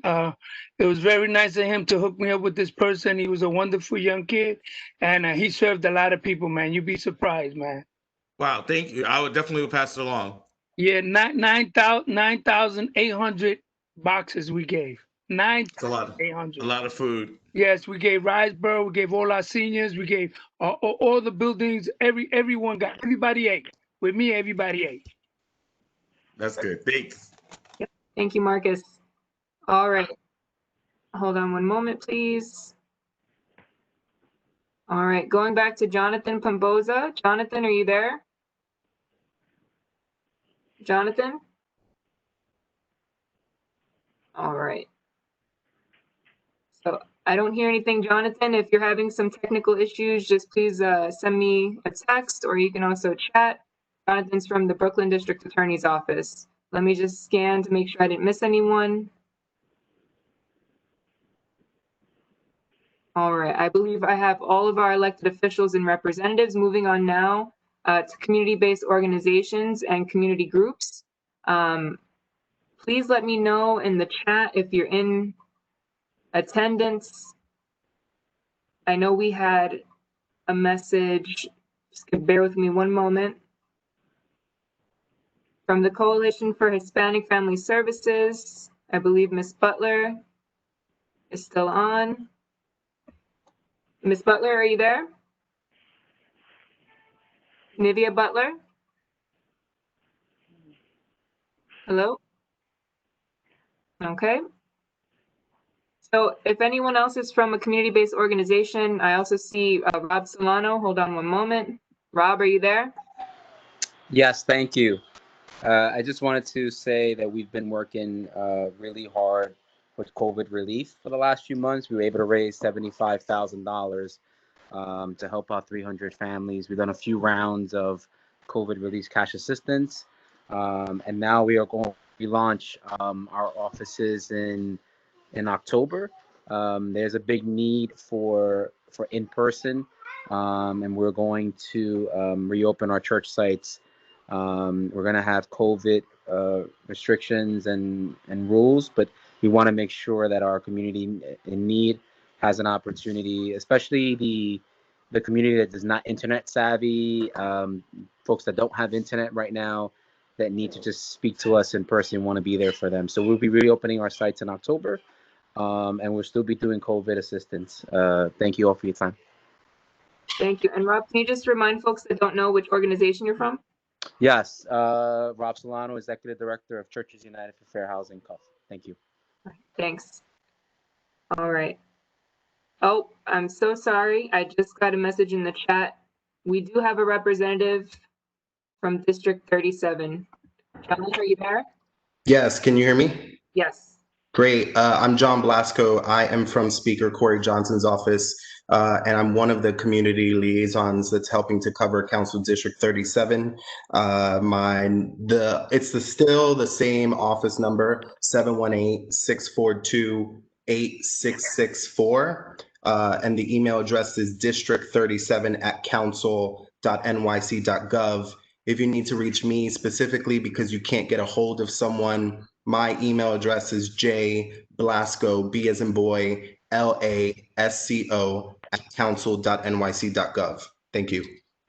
Please let them know that we're still waiting for the code naming of Manningham of the Office of Inspector Taylor that was put in a while back. I think we spoke, I'm not too sure, to you or someone to make sure that we can get this done right away before they all pass away.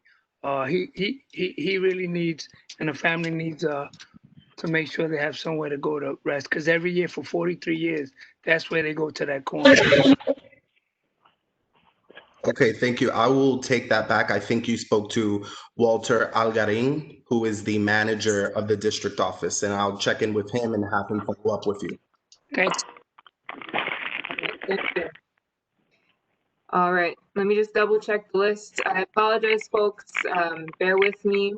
So I see we have other representatives on here. If you would like to speak, please let me know. Otherwise, I won't be able to call on you. Again, this is just for community-based organizations at this point. Again, we have to move on with our meeting. So if I missed you, it was not intentional. Please let me know. Moving down now to the next item on the agenda, we have, are there any representatives from the 83rd precinct on with us right now? I have not received a text and I don't see anyone I recognize. If someone is on and I just don't know you're on, please again, send a message. And for those not speaking, please mute yourselves. Hold on. Thank you. All right. So moving this along now, I have the district manager's report. That would be my report. And I'll be brief this evening. Mr. Camacho went over the majority of what we worked on. So good evening, everyone, and welcome back from the summer recess. Happy belated Labor Day. I hope you all have been able to stay safe and healthy as we continue to navigate life with COVID. Just one moment, please, while I figure out where the background noise is coming Please, from. could you please mute yourself? Please, thank you. Hold on. Who's ever eating candy or wrapping papers or something? Yeah, got it. I think it might be, yeah, you, Mr. Camacho. Not me. You got to mute. Okay. Let me see. All right. Yep. Anyone on the phone, please mute yourselves. Thank you. All right. So going back to my report, I hope you all have been able to stay safe and healthy as we continue to navigate life with COVID. This past summer, our first with the pandemic was unlike any other. It's more important now than ever to acknowledge the impact of the circumstances on our mental health and to check in with one another. Our elders in the community may tell us that everything that's happened in the past 6 months is history repeating itself, although there's one key difference. We've all witnessed unprecedented mobilization and actions across the nation. We've seen the people come together to provide when governments are unable to do so. I'd like to take a moment to thank everyone that's joined us this evening, everyone that's been involved in mutual aid efforts. Thank you for caring about your community, about Bushwick, and thank you for playing a part in making it a safer, cleaner, and caring place to live. As you may know, this is a busy time of year as the board begins the budget consultation process and also works on the community district needs statement. It is particularly crucial for us and all New Yorkers to understand the impact of the pandemic on the city's budget. You've likely seen or heard the news. Mr. Camacho and I have been in contact with the Controller's Office in regards to these concerns, and we are in the process of coordinating a public hearing presentation for October for them to provide an overview of the impact as well as general information on the city's budget. And below are some of the events and other notices that I believe may be helpful or of interest. I also want to give a shout out to one of our community members. Her name is Blanche Romy, and she is a member of the Pilling Street Block Association. If you Google National Geographic and Blanche Romy, you're going to see a story about how older Americans fight isolation amid the pandemic. And I just want to take a moment to say, too, that Miss Romy is someone who calls me on a regular basis. She tells me what's going on her block, and she's truly an inspiration. She's lived in Bushwick for many decades, and she considers it her home first and foremost. And she's committed to amplifying this community's presence and making sure that we have what we need. And I'm so delighted that she shared this article with me and that she was able to be featured in National Geographic. And moving on to a little bit of the meetings that I attended, Mr. Camacho has already discussed the sanitation working group. It's an ongoing effort. Anyone that's interested in getting more involved, please reach out to us. I want to give a special shout out and thank you to Riseboro, the Clean Bushwick Initiative, Sal from Tony's Pizza, and all our agency partners, especially the Department of Sanitation, and also Councilmember Reynoso's office. They continue to support all our efforts as well. And on Friday, July 10th, I had several meetings with Brooklyn district managers, the majority of which we discussed common concerns, returning to work, For those of you that don't know, all community board staff, for CB4 at least, continue to work from home as our building remains closed. The building is owned by HRA, and we're still waiting additional guidance for when it will reopen. We will certainly post information online, as well as send out a notice once we reopen. And then I was on many calls, involved in many events and meetings. I won't go through all of them. I will summarize. The NYC Civic Engagement Commission, they had a community board needs assessment presentation where they engaged with the boards in the spring, and they essentially provided us a summary of their findings over the summer. Their work is being tailored towards what was included in their creation, which is largely focused around language access, land use support, and civic engagement in general. For more information, please let me know. And moving us along, the Brooklyn Community Board's Test and Trace info meeting. You may have heard the words test and trace often, just given the times we're living in. There was an overview that was provided to the community boards in Brooklyn of their work citywide, and they addressed questions about the initiative. Similarly, if you have questions about test and trace or COVID testing in general, please feel free to reach out to us. We also met with DOT more than several times during the summer. Their project on Wyckoff, the sidewalk expansion, is no longer moving forward based on our last conversation. We've also conducted a few walkthroughs and continue to file complaints. If you have questions about an intersection, about traffic, about speeding, please let us know. The Department of Information Technology and Telecommunications, also known as DO-IT, they provided an overview of the city's plan to roll out 5G across the city. Board members should have received a notice to provide comment over the summer. And moving us along, there were many calls, whether it was the NYC Emergency Management Team or Con Edison, any weather emergency related event, there are typically calls prior to and immediately after those events, just to provide guidance on how those agencies and entities will be responding. I was on many of those calls, making sure that we had up-to-date information about how to better prepare the neighborhood, as well as with recovery. I don't believe that Bushwick, based on the volume of calls we received, was hit very hard by Tropical Storm Isaias. But if that's certainly not the case, and we just haven't heard from you, please do let us know. And I also, once again, have volunteered to be the Borough Budget Consultation Coordinator. So I work with all of my colleagues, the district managers across Brooklyn, to set up the agendas for this year's budget consultations, as well as ensure that all of those agendas and the agencies have moderators for our discussion. As Mr. Camacho mentioned, we just had our first day of consultation this Monday. It was well attended, and we continue to engage the agencies on how we can prepare for the future, and especially in light of the pandemic. And all of the challenges that are ahead of us, and how the community can continue to adapt to get through these times. I've also been invited to participate in strategic planning for Riseboro. Some of you may recall the Coalition for Hispanic Family Services is also going through a strategic planning initiative. I've been participating in both, providing feedback on the planning process as they look forward to the future and continue to adapt their services in an evolving community. And I do want to acknowledge briefly one of our board members, and I don't recall, I apologize if this is redundant, but I would be remiss if I didn't mention board member Christopher Graham, who's one of the 7 board members who's temporarily off the board. Over the summer, we did receive news that his mother passed. And Chris, we know you're on the call this evening. Thank you so much. And of course, our thoughts and prayers are with you and your family. And we care about all of you, all of our board members. And so thank you for everyone who responded and who reached out and was able to support Mr. Graham. And moving us along, there were a few other calls and events. I'm just trying not to repeat anything Mr. Camacho has mentioned already. And just to highlight, for those that don't know, for our committees on the community board, so each staff person assists with different committees. And so myself, I assist with housing and land use. I assist with executive as well as district office. Sharon assists with youth and education, health, human services, senior citizens and veterans, as well as civic, public safety, and religious.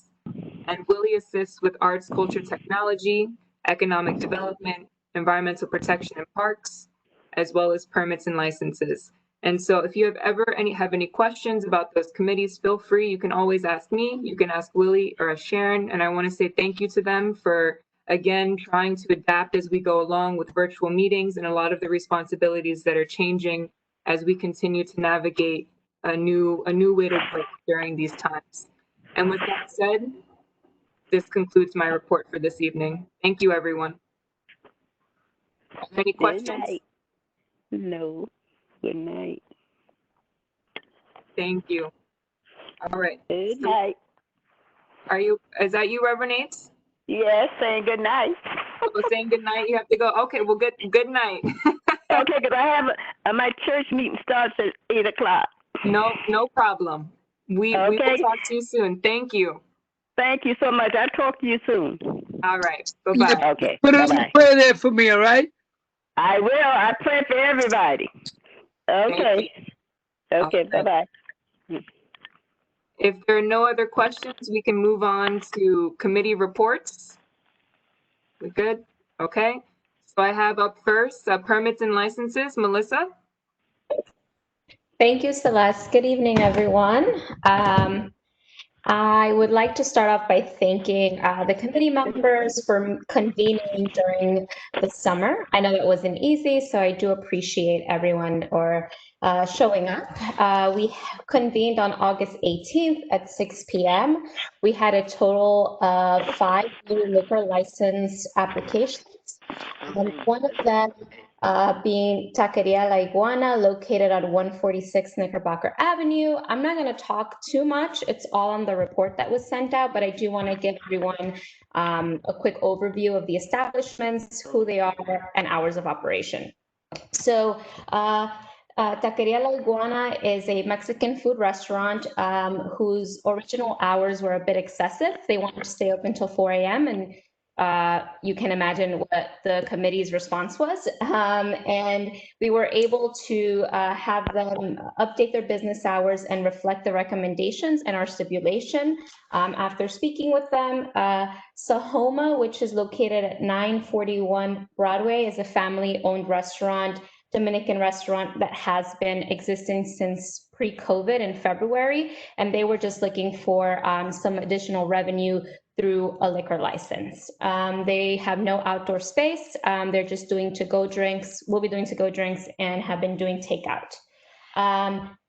Moving down, we have Venn, which is 553 Wilson Avenue. This is located right across the street from Irving Square Park. It's currently an office space that will be transformed into a coffee shop. Hours are Monday through Friday, 9 a.m. To 7 p.m., Saturday and Sunday, 9 a.m. to 9 p.m. And then we have Sopa de Caracol, which is located on 186 Knickerbocker Avenue, a Honduran restaurant, family-owned. Are hoping to get outdoor seating, till they can before the winter comes around. Original hours were Monday through Sunday, 8 a.m. to 2 a.m. We were able to work with them on the hours of operation and have them agree to our stip. BK Riders, located at 31 Wyckoff Avenue, a Korean restaurant with 3 existing locations in New Jersey, Greenpoint, and now Bushwick. Very non-controversial. Hours are Monday through Sunday from 11 a.m. to 11 p.m. So these are all the 5 new applications that came through the committee. We did discuss some old business regarding Carmelo's, located at 1544 DeKalb Avenue. Celeste spoke with Matthew Weber, one of the owners. They have been having an ongoing conflict with one of the neighbors with a ton of 311 calls. And there's more information in the report. But, we have shown interest in learning more about what has been going on here. It seems to be the complaints are from one specific person who just doesn't like the business. So they have been doing everything they can to be compliant and work with the community. New business, we did share some updates on some new establishments that have come across the committee in the past few months. Gordo's Cantina, which is located at 140 St. Nicholas. They just needed formed pretty much a letter of support reiterating the committee support. And we were able to provide that over the summer. Thank you, Celeste, for reaching out to me and making sure that, you know, we're showing up for our people who right now, it's very hard for them to thrive in the current conditions. And we also have the Bushwick Hall of Music, which is located on Troutman Street.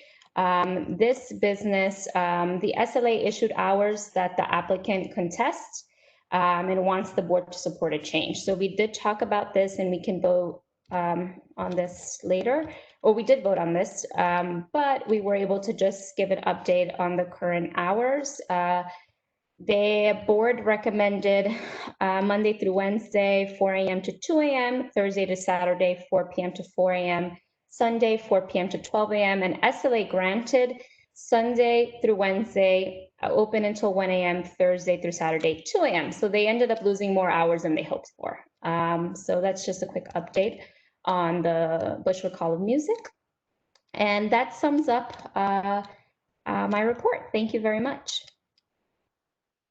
I have a question. Yes. Go for it. Go for it. I think it's new. There's some bar and restaurant on Broadway between Halsey and Elder Street. It just popped up one day and it's there. Do you know There's the a name brand of new it, Ms. buil- Jackson? I think it's called the Gem. It's a brand new building. Yeah, it's called the Gem. Gem Bar. Yeah. Right. I've been at all the meetings and I never heard any of them applying for a liquor license or anything. And I know they sell alcohol there. They did come to our committee a couple months ago, I believe, before the summer.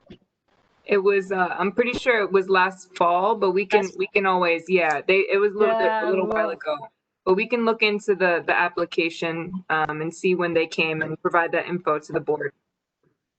Right, because one day it was there, and one night I was coming home, there was like thousands of people out there. Yeah. Okay, Well, this into that. action at this end of Bushwick.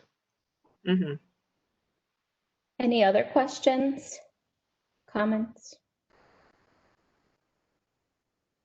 Okay. All right. Thank you, Melissa. All right.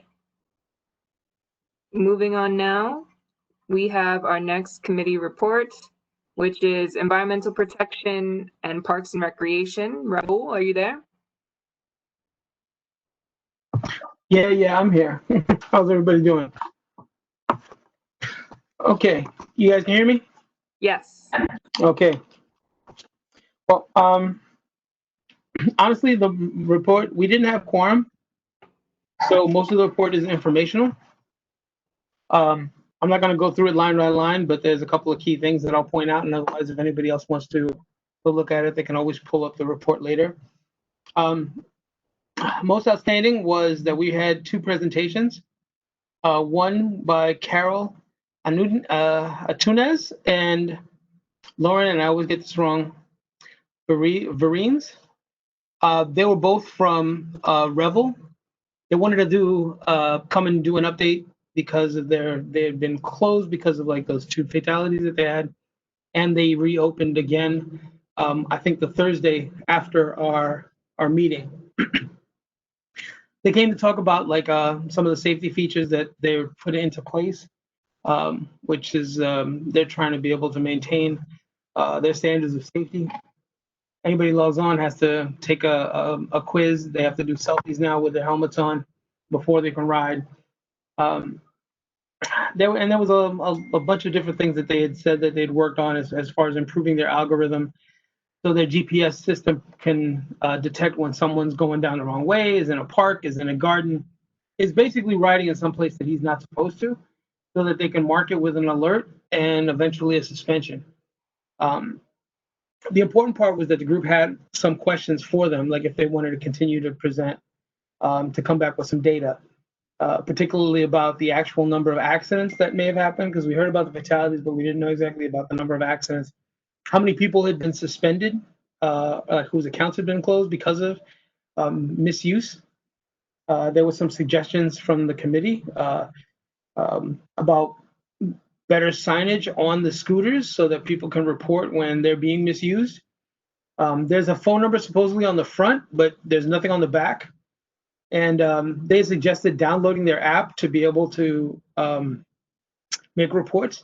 But the question was, is like, why should someone download an app that they don't use if they're just going to try to use it to, like, you know, make reports? So they were supposed to make it a little bit easier. There's a website that you can send email to. But some of the other suggestions were possibly putting a camera on there.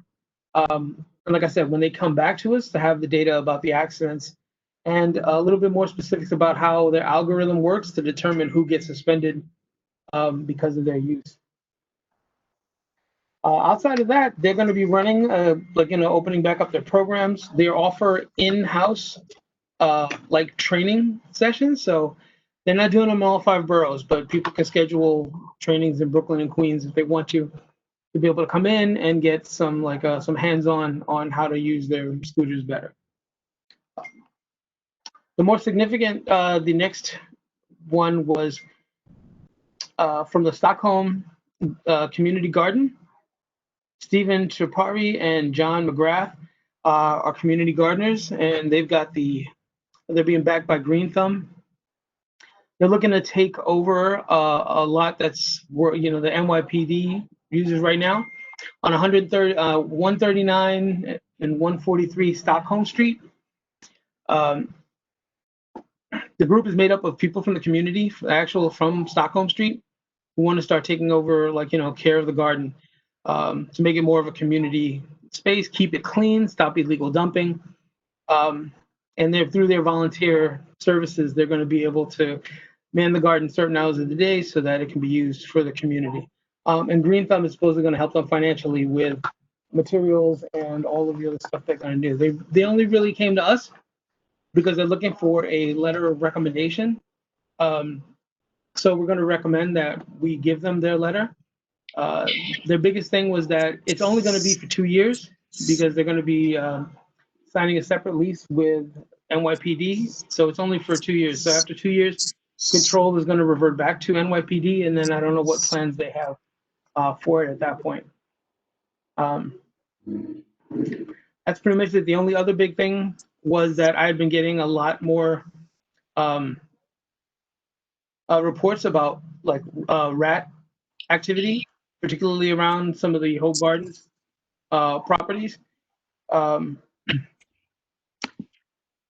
There's just our recommendation that we just kind of need to get the community to make sure that they report some of these things, because I was talking to Willie, there wasn't really a big spike in 311 calls or calls to the community board about the rat issue, but it's becoming something that people are putting in here and being a little bit more prevalent about. I know Camacho had been talking to RAND, which is like the group that's managing those buildings now, and was supposed to do some kind of outreach to let them know about the issue and see what they can do so that we might be able to work together to figure out a strategy. But ultimately, the biggest thing that's helped is that if people are reporting these issues, then it becomes something that we can track, and if we can track it, then it makes it easier for us to pull a case for we need more resources, or we need something that's looked at, or we might need to come and do another rat survey. I know there was they're going to be doing like a rat academy thing that's going on. That's still happening, so there is some resources through the city, but it's just about us trying to make sure that we're doing our part and getting the word out and getting the word back about some of those things. Outside of that, that was pretty much the bulk of the meeting. And the only big thing out of it is that recommendation that we look to give the Stockholm Garden their letter of recommendation. I think they want to do a real good job. It looks like it's not going to cost us anything. They've already worked it out as far as like the support from Green Thumb. And it looks like a win-win. Raul, I went with Zuma and some of the elected officials. We walked around to the rat. We saw the burrows, all the big giant burrows. Yeah. They said they're gonna take care of them. I have Zuma as a witness. She went with us because she works for the health department. Yeah. So she came down on them. So hopefully they'll be taken care. We're supposed to be doing a walkthrough. Hopefully next month they're supposed to be covering it up, feeding, taking care of them. So all them rats should be. But if we have the garbage and they don't pick the garbage up, then it's a they drop the garbage off. Sanitation don't come and pick it up for 2 or 3 days. The way the things are going on with sanitation, then you know what comes, right? Yeah. She said food and then the water, that's nutritious. So they said they'll take care of whatever it is. So we need to continue working with them and make sure that we tackle that situation. Okay. Yeah, particularly if they're talking about they're not picking up on the days, then obviously that's a conversation that we can have on a different level. But yeah, it's gonna take a group effort. It's not just gonna be a one-sided thing, man. So thanks very much for finding out. And dude, not for nothing. If you can, just let me know when the next walkthrough is. I might want to, if I got the time, I'm gonna definitely be there for it. I'll link you in because when you told me I saw Zuma since she worked for the health department to let them know that that's unhealthy and to have those big giant holes in there. So she came with me and a couple of people came and they saw, we took pictures and the owner understood and he's going to say he's going to take care. So we're going to follow up. Sweet, thanks, man. And that's pretty much it. Unless I got any questions, that's my report.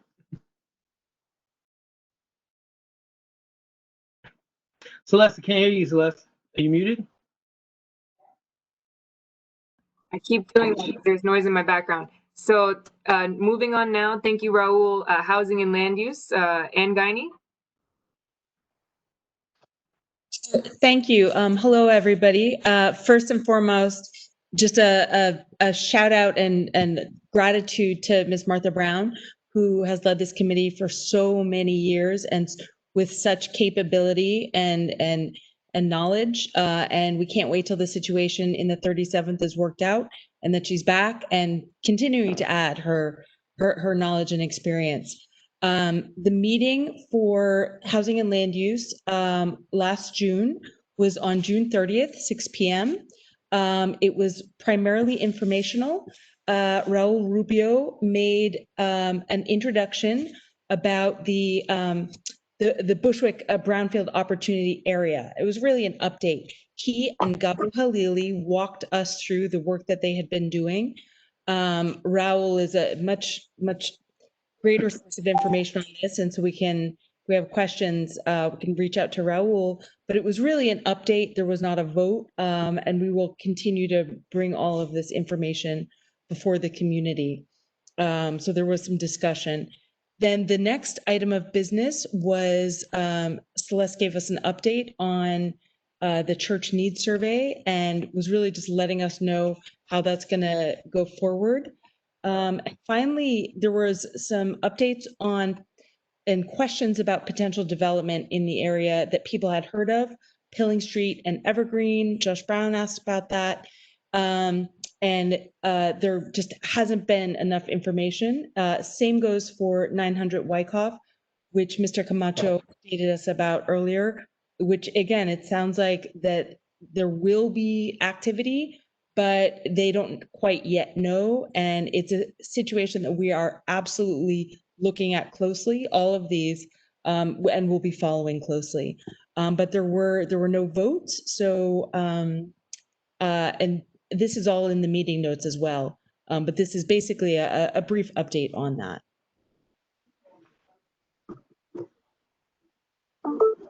Got it. Thank you, Ann. Any questions? All right. Hearing none. Our last report, I have Health Committee, Cheryl Jones. Hi. So first of all, I would like to thank the committee and Celeste and Camacho and Sharon for, this is my first chair of the board, and I'd like to, of the Health Committee, I'd like to thank you guys very much for your support. And I'm going to just summarize briefly.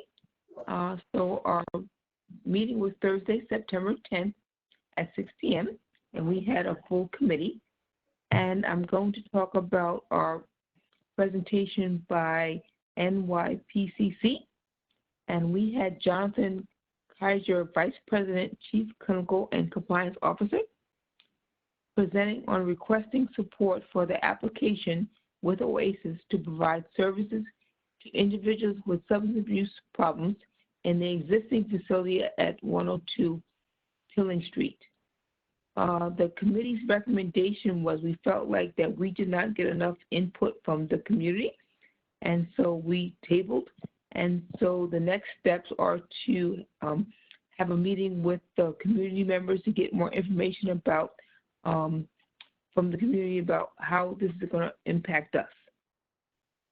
The other piece that we did discuss was to make sure that this year we all get our flu shot, which is recommended by Mary, and that we presented Cheryl Jones on where you could get a COVID-19 test, and if any of the board members wanted an expedited test, that we could do so. So the rest of the meeting is in the committee report. Any questions?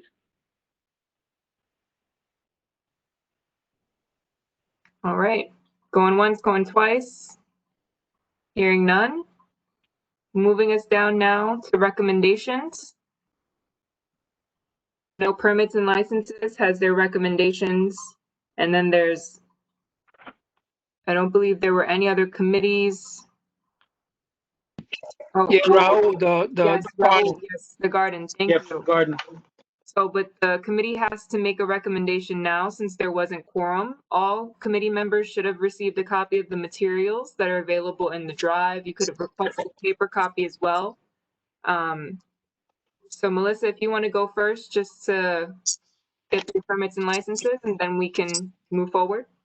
Yes, if there's some noise in the background, my son is coming in, so I do apologize in advance.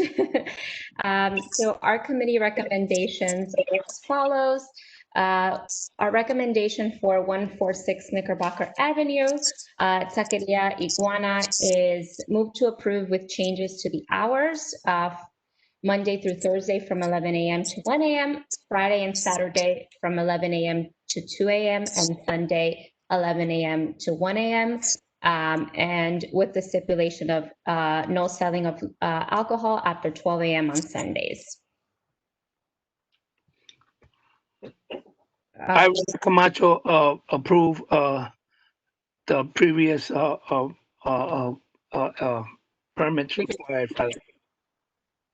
So Mr. Camacho made a motion. Is there a second? Second. Who second? Dustin. Okay, thank you. All in favor? Aye. Any opposed? Any abstentions? So moved. Thank you, and thank you, Melissa. And the second recommendation is for Sahoma Restaurant at 941 Broadway.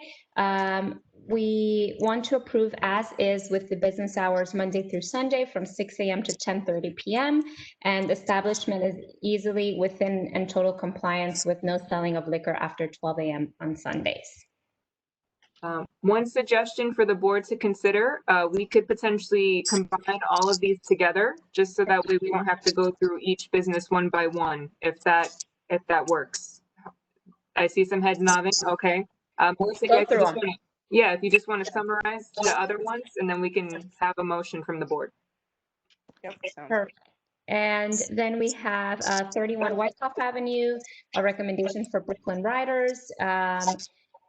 We move to approve as is with hours Monday through Sunday from 11 a.m. to 11 p.m. Establishment is within compliance of no selling of alcohol after 12 a.m. on Sundays. And that sums up our recommendations. Motion from the board?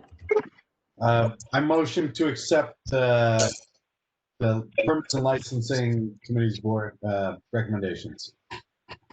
I second Camacho. Okay. All in favor? Aye. Any opposed? Any abstentions? So moved. Thank you, everyone. All right. So EPTS, PRC committee should have had some time. Is there a recommendation from the committee regarding the Stockholm Street Garden proposal and their request for a letter of support? I mean, I recommend that we support them with the garden. Okay. Cheryl? I second that I motion. second. Okay, I heard a few seconds. Jose Guzman, was that you? Did you say second?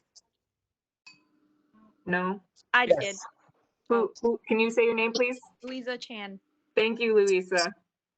Thank you. All right, so Shara Jones made the motion, Louisa seconded. All in favor? Aye. Any opposed, any abstentions? So moved.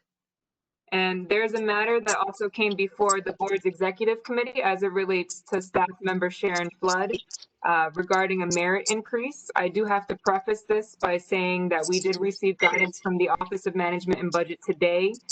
Unfortunately, to the city's circumstances, they aren't moving forward merit increases at this time based on the city's finances. However, they're looking to revisit that conversation in January. However, I still recommend the committee consider passing this or voting on this evening. As I've already said to the executive board, I feel this raise is deserved. This has been a pending matter, and I've already articulated it. So if someone would like to make a motion based on that recommendation in the committee.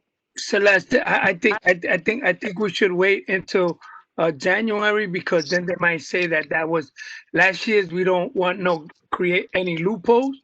In regards to, they were the ones that said, and then they're gonna say we got to take it back. We did it months ago, and we don't know what they're gonna say afterwards. So if we say yeah. Respectfully, Mr. Camacho, I think that this has been pending for quite some time and the board has been very clear. So regardless of the city circumstances, that doesn't have anything to do with the performance of Ms. Flood. So I would still encourage the board to consider making a motion on this recommendation to give her a merit increase for 9% as was recommended. The board, it's up to you what you decide to do. I, Barbara, make a I'm motion recommending that we make a motion to give Ms. Flood a merit increase and make it retroactive. And just to be clear, the recommendation from the executive board was for 9%. Right.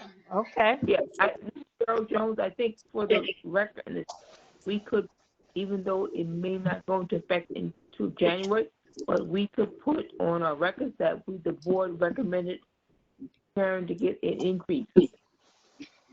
Yeah, so there is a motion from Ms. Jackson on the floor right now. So we would, and again, Ms. Jackson, I have to ask you because OMB is going to tell us that we have to be very specific and technical. So if since you put the motion on the floor, if you want to edit it at this time to be the exact same recommendation from the executive board for 9%, I'll give you an opportunity to do that. That is your choice. Okay, I make a motion that that Ms. Flood get a 9% increase. Also, could it be retroactive? Okay, is there a second? This is a light, I second. Thank you, Sire. All in favor? Aye. Aye. Any opposed? Any abstentions? Nope. So moved. Thank you, everyone. That concludes all I have for recommendations this evening. If there are no other recommendations, we can move on with our agenda. Celeste, I got a text from Barbara Smith. Ms. McCullough said she didn't vote. Sorry, there's some feedback. Let me just mute some people. Okay, what was that about Ms. McClellan? She said she couldn't vote. What do you mean she couldn't vote? So she wasn't able to contact Melissa? Nope, that's what she said. Okay, I'm not sure what to do about that right at this moment, but I mean, we can. I don't believe always, one vote was enough to change any of the final tallies. So she's welcome to vote late, but I don't think it will matter. Yeah, well, they indicated here this can change the outcome of the election. Melissa did not answer the phone. Okay, I mean, so as Dustin said, she's more than welcome to do that now. Let me. So I'm happy to We do can, it on we the can pen phone the now. results. I answered all the calls that were coming in, which was, I think, 2 of the board or 3 of the board members. We could pen the results for her results. I don't think it will affect the final tallies of anything, but if she Okay. wants to put her votes in, we will accommodate that. All right, let me just send us on. All right. Absolutely. Okay. Every vote counts, so we'll take it. Yeah. Yes. As long as you Absolutely. promise she didn't do it before. No collusion. Yeah. All right. So with that said, we will address this while we're moving on with the agenda. Is there any old business this evening? Old business, going once, going twice, board members? All right, moving on. Any new business? Going once, going twice. All right, now is the time for announcements. So board members, feel free to make an announcement right now. I'm checking the chat to see if we have any members of the public that would like to make an announcement in the chat. Oh, and hold one moment, please. So I have a few people who also called in and I have not, I'm trying my best to multitask. Give me one moment to verify who's on the phone. So I have here 718-246, if you can just identify yourself. 718-246. All right. Hearing no. Oh, is that Sammy? I'm just reading the chat. That's what it looks like. Oh, no. Well, he's not 718-246. He's 98929-285. Hold on one second. There are like 6 people that have called in, so I have to scroll over each one. Okay, I have you, Sammy. Thank you. Sammy, can you hear us? Yes. Can you hear me? Okay. Yes, you're unmuted now. My apologies. We have a few other people. Hold on one moment. 718-930. Is that you, Josh? Yes, that's me. All right, got you back. And then I also have a 908-962. Just identify That's yourself, me, please. Mary McClellan. I got you, Miss McClellan. You were on here. I just have to go back through and verify everybody's number again. And I also, again, have 718-246. 718-246. Anyone? Marcus Harris? Oh, okay. All right, no problem. So I'll leave it unmuted for now. So please just be mindful of muting yourselves. Okay. So again, we're on new business, any older new business. My apologies if any of the board members that were not on before, if you have anything to say, this is your time. Well, this is Mary McClellan. I can talk now? Yes, absolutely. This is Mary McClellan. Now, I tried to get Miss Melissa Carrera. Uh-huh. I hung up, tried to get her back, and tried to get her, and I couldn't get her. I called everybody that would pick up. I even spoke to Mr. Camacho because you see, I had my thing all ready to vote, and I did not vote today. Okay, so yeah, we were just speaking about that, Miss McClellan. You can still do it now. So and the one vote likely won't change the outcome of the election, but absolutely your vote counts. And we apologize that there was that disconnect. All right, so can I talk to Miss Melissa now and give her my vote? Absolutely. Yes, Ms. McCollins, give me a call. I will chat my number in again. Wait a minute. When you say chat your number, I'm not into this high-tech stuff. Yeah. I don't know what you mean, chat your number. So you have the number, Miss McClellan. I gave it to you before the meeting just to make sure you had everything you needed for tonight. So it's the same number I gave you earlier before the meeting. Yeah, I had that. That's the number I was calling for her. It's Okay. It's 929-282-7507. Yeah. Melissa, is that your number? Yes, Ms. McCollins, that is my number. Go ahead and give me I know your number. Everybody know your number. I'm gonna call you. What you say? So I think everyone can hear the number when you share it, Miss McClellan. So, but yes, you have the correct number. Just try to give Melissa a call now, okay? Right now. Yes. I gotta hang up and then call that number. Yes. Okay. Thank you, Ms. All McCullen. right, thank you. We appreciate you. I got it. Because when it comes to voting, I got to be sure that I can vote. And if this Yes. was That's right, Ms. McCullen. I do That's the right. same thing. That's right, no collusion. That's right. Every vote counts. All right. So, okay, so that being said, we're now at announcements. Again, everyone, we're doing our best in our new virtual world to make sure we see everyone. I've gotten a few notes in the chat. I would love to unmute everyone and let you speak, but we have more than 50 people in attendance tonight. So I'm gonna just run through, I know our elected officials usually like to make an announcement. I'm just gonna run through the list. Jonathan, are you there? Jonathan Pomboza? Jonathan? All right, hearing no one, moving on. Julio, do you have an announcement this evening? Julio, are you there? Hey, Celeste. Yes. No, I just would want to reiterate, please, we're still we're fully operating. Everyone's working remotely. Again, our phone number is 718-599-3658. The Congressman's open. You can email me. The chairman has my email. Please stay in touch. We're all working remotely, so we're still open. Thank you. Thank you. Yo, this is the first time you went under a minute and a half. I'm counting you. I'm gonna shut you off. I know. I was doing it for you. We appreciate it. Thank you, Julio. All right, Marcus Harris. Marcus, any announcements this evening? Hi, everyone. I just want to reiterate two things. The first thing is that we heard from Barbara Williams earlier today. She's been working with our office regarding the census.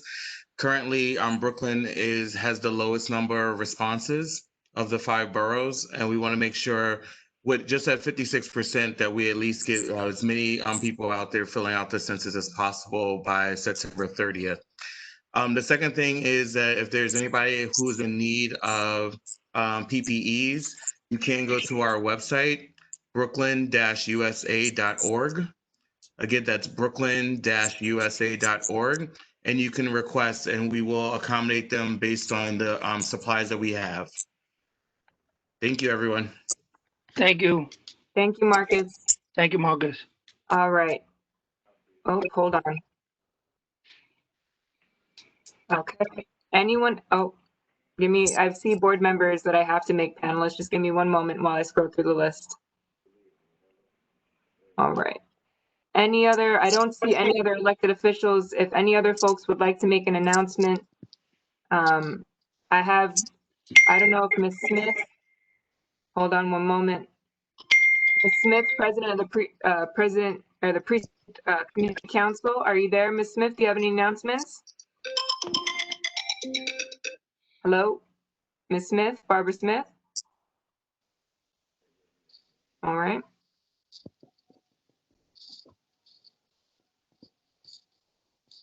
Okay, oh, and hold on, I have one more.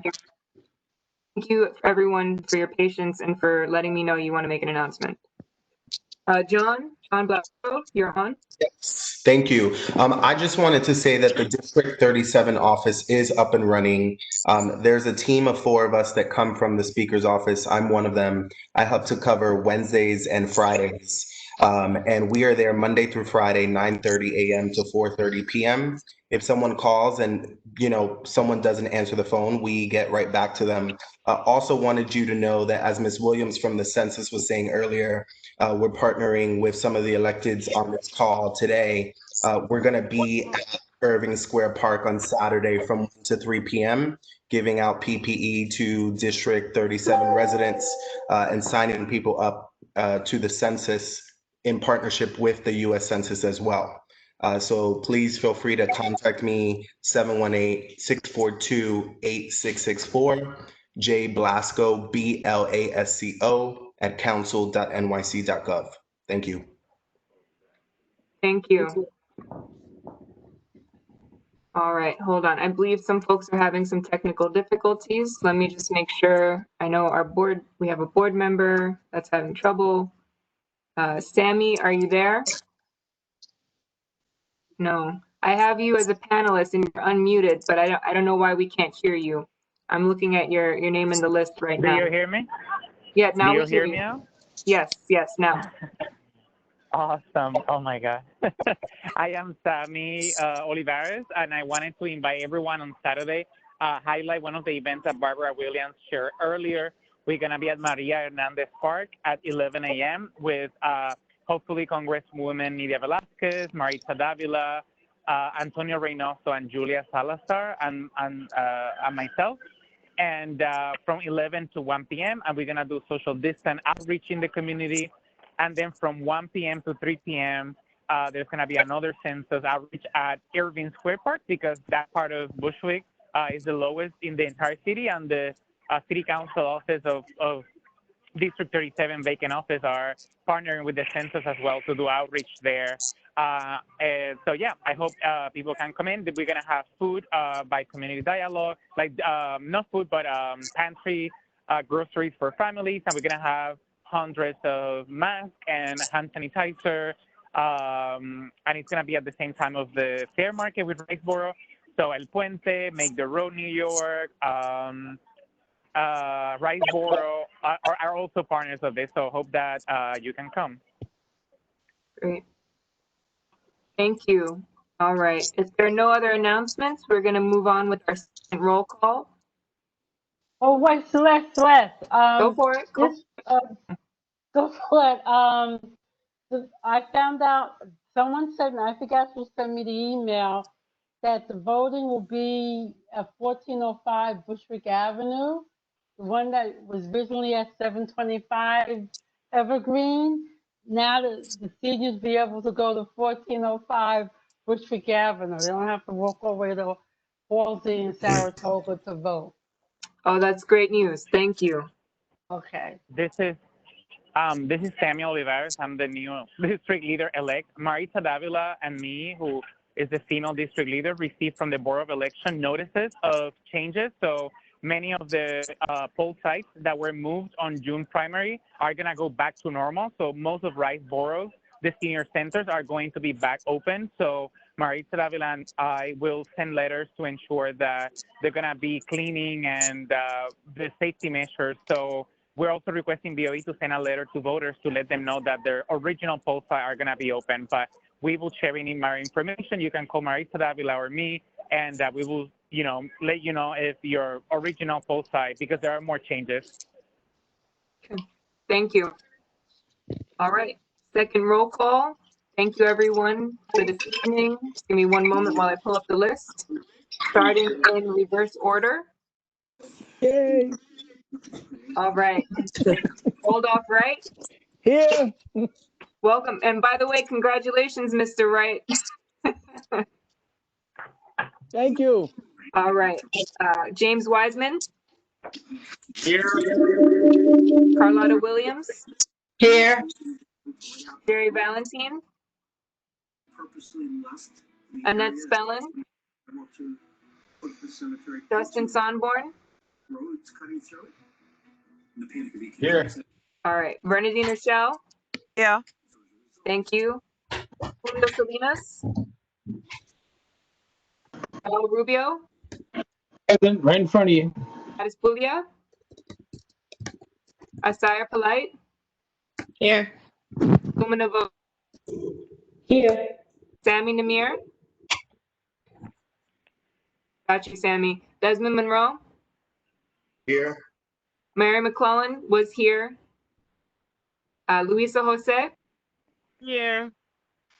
Virgie Jones.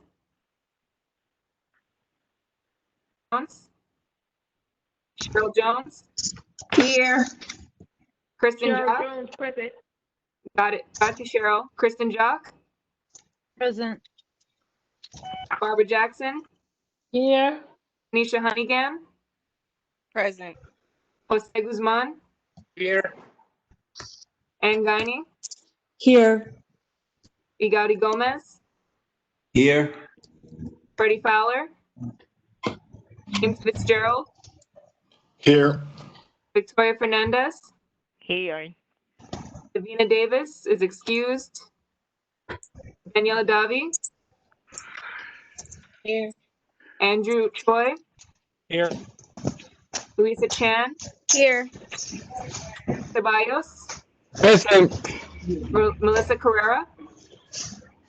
I'm talking to Ms. McCullen. And Yes, I'm yes. talking to Ms. McCullen. Got it, no problem. All right. Guardier Caphart? Here. Robert Camacho? Got you, Mr. Camacho. Raul Brown? I was talking to Ms. McCullen too. Okay, thank you. Got you, I got you. Raul Brown? Yeah. Joshua Brown? Yeah. Reverend Grace H. is excused. All right. Is there a motion to adjourn from the board? So move. Oh, you need to make a motion. I gotta make a motion. Motion to adjourn. I second that. Okay, Dustin and Zuma, all in favor? Aye. Opposed? Any Bye, everyone. So moved. Bye. Everybody. Bye. Good night. Bye. Celeste. Bye. Bye.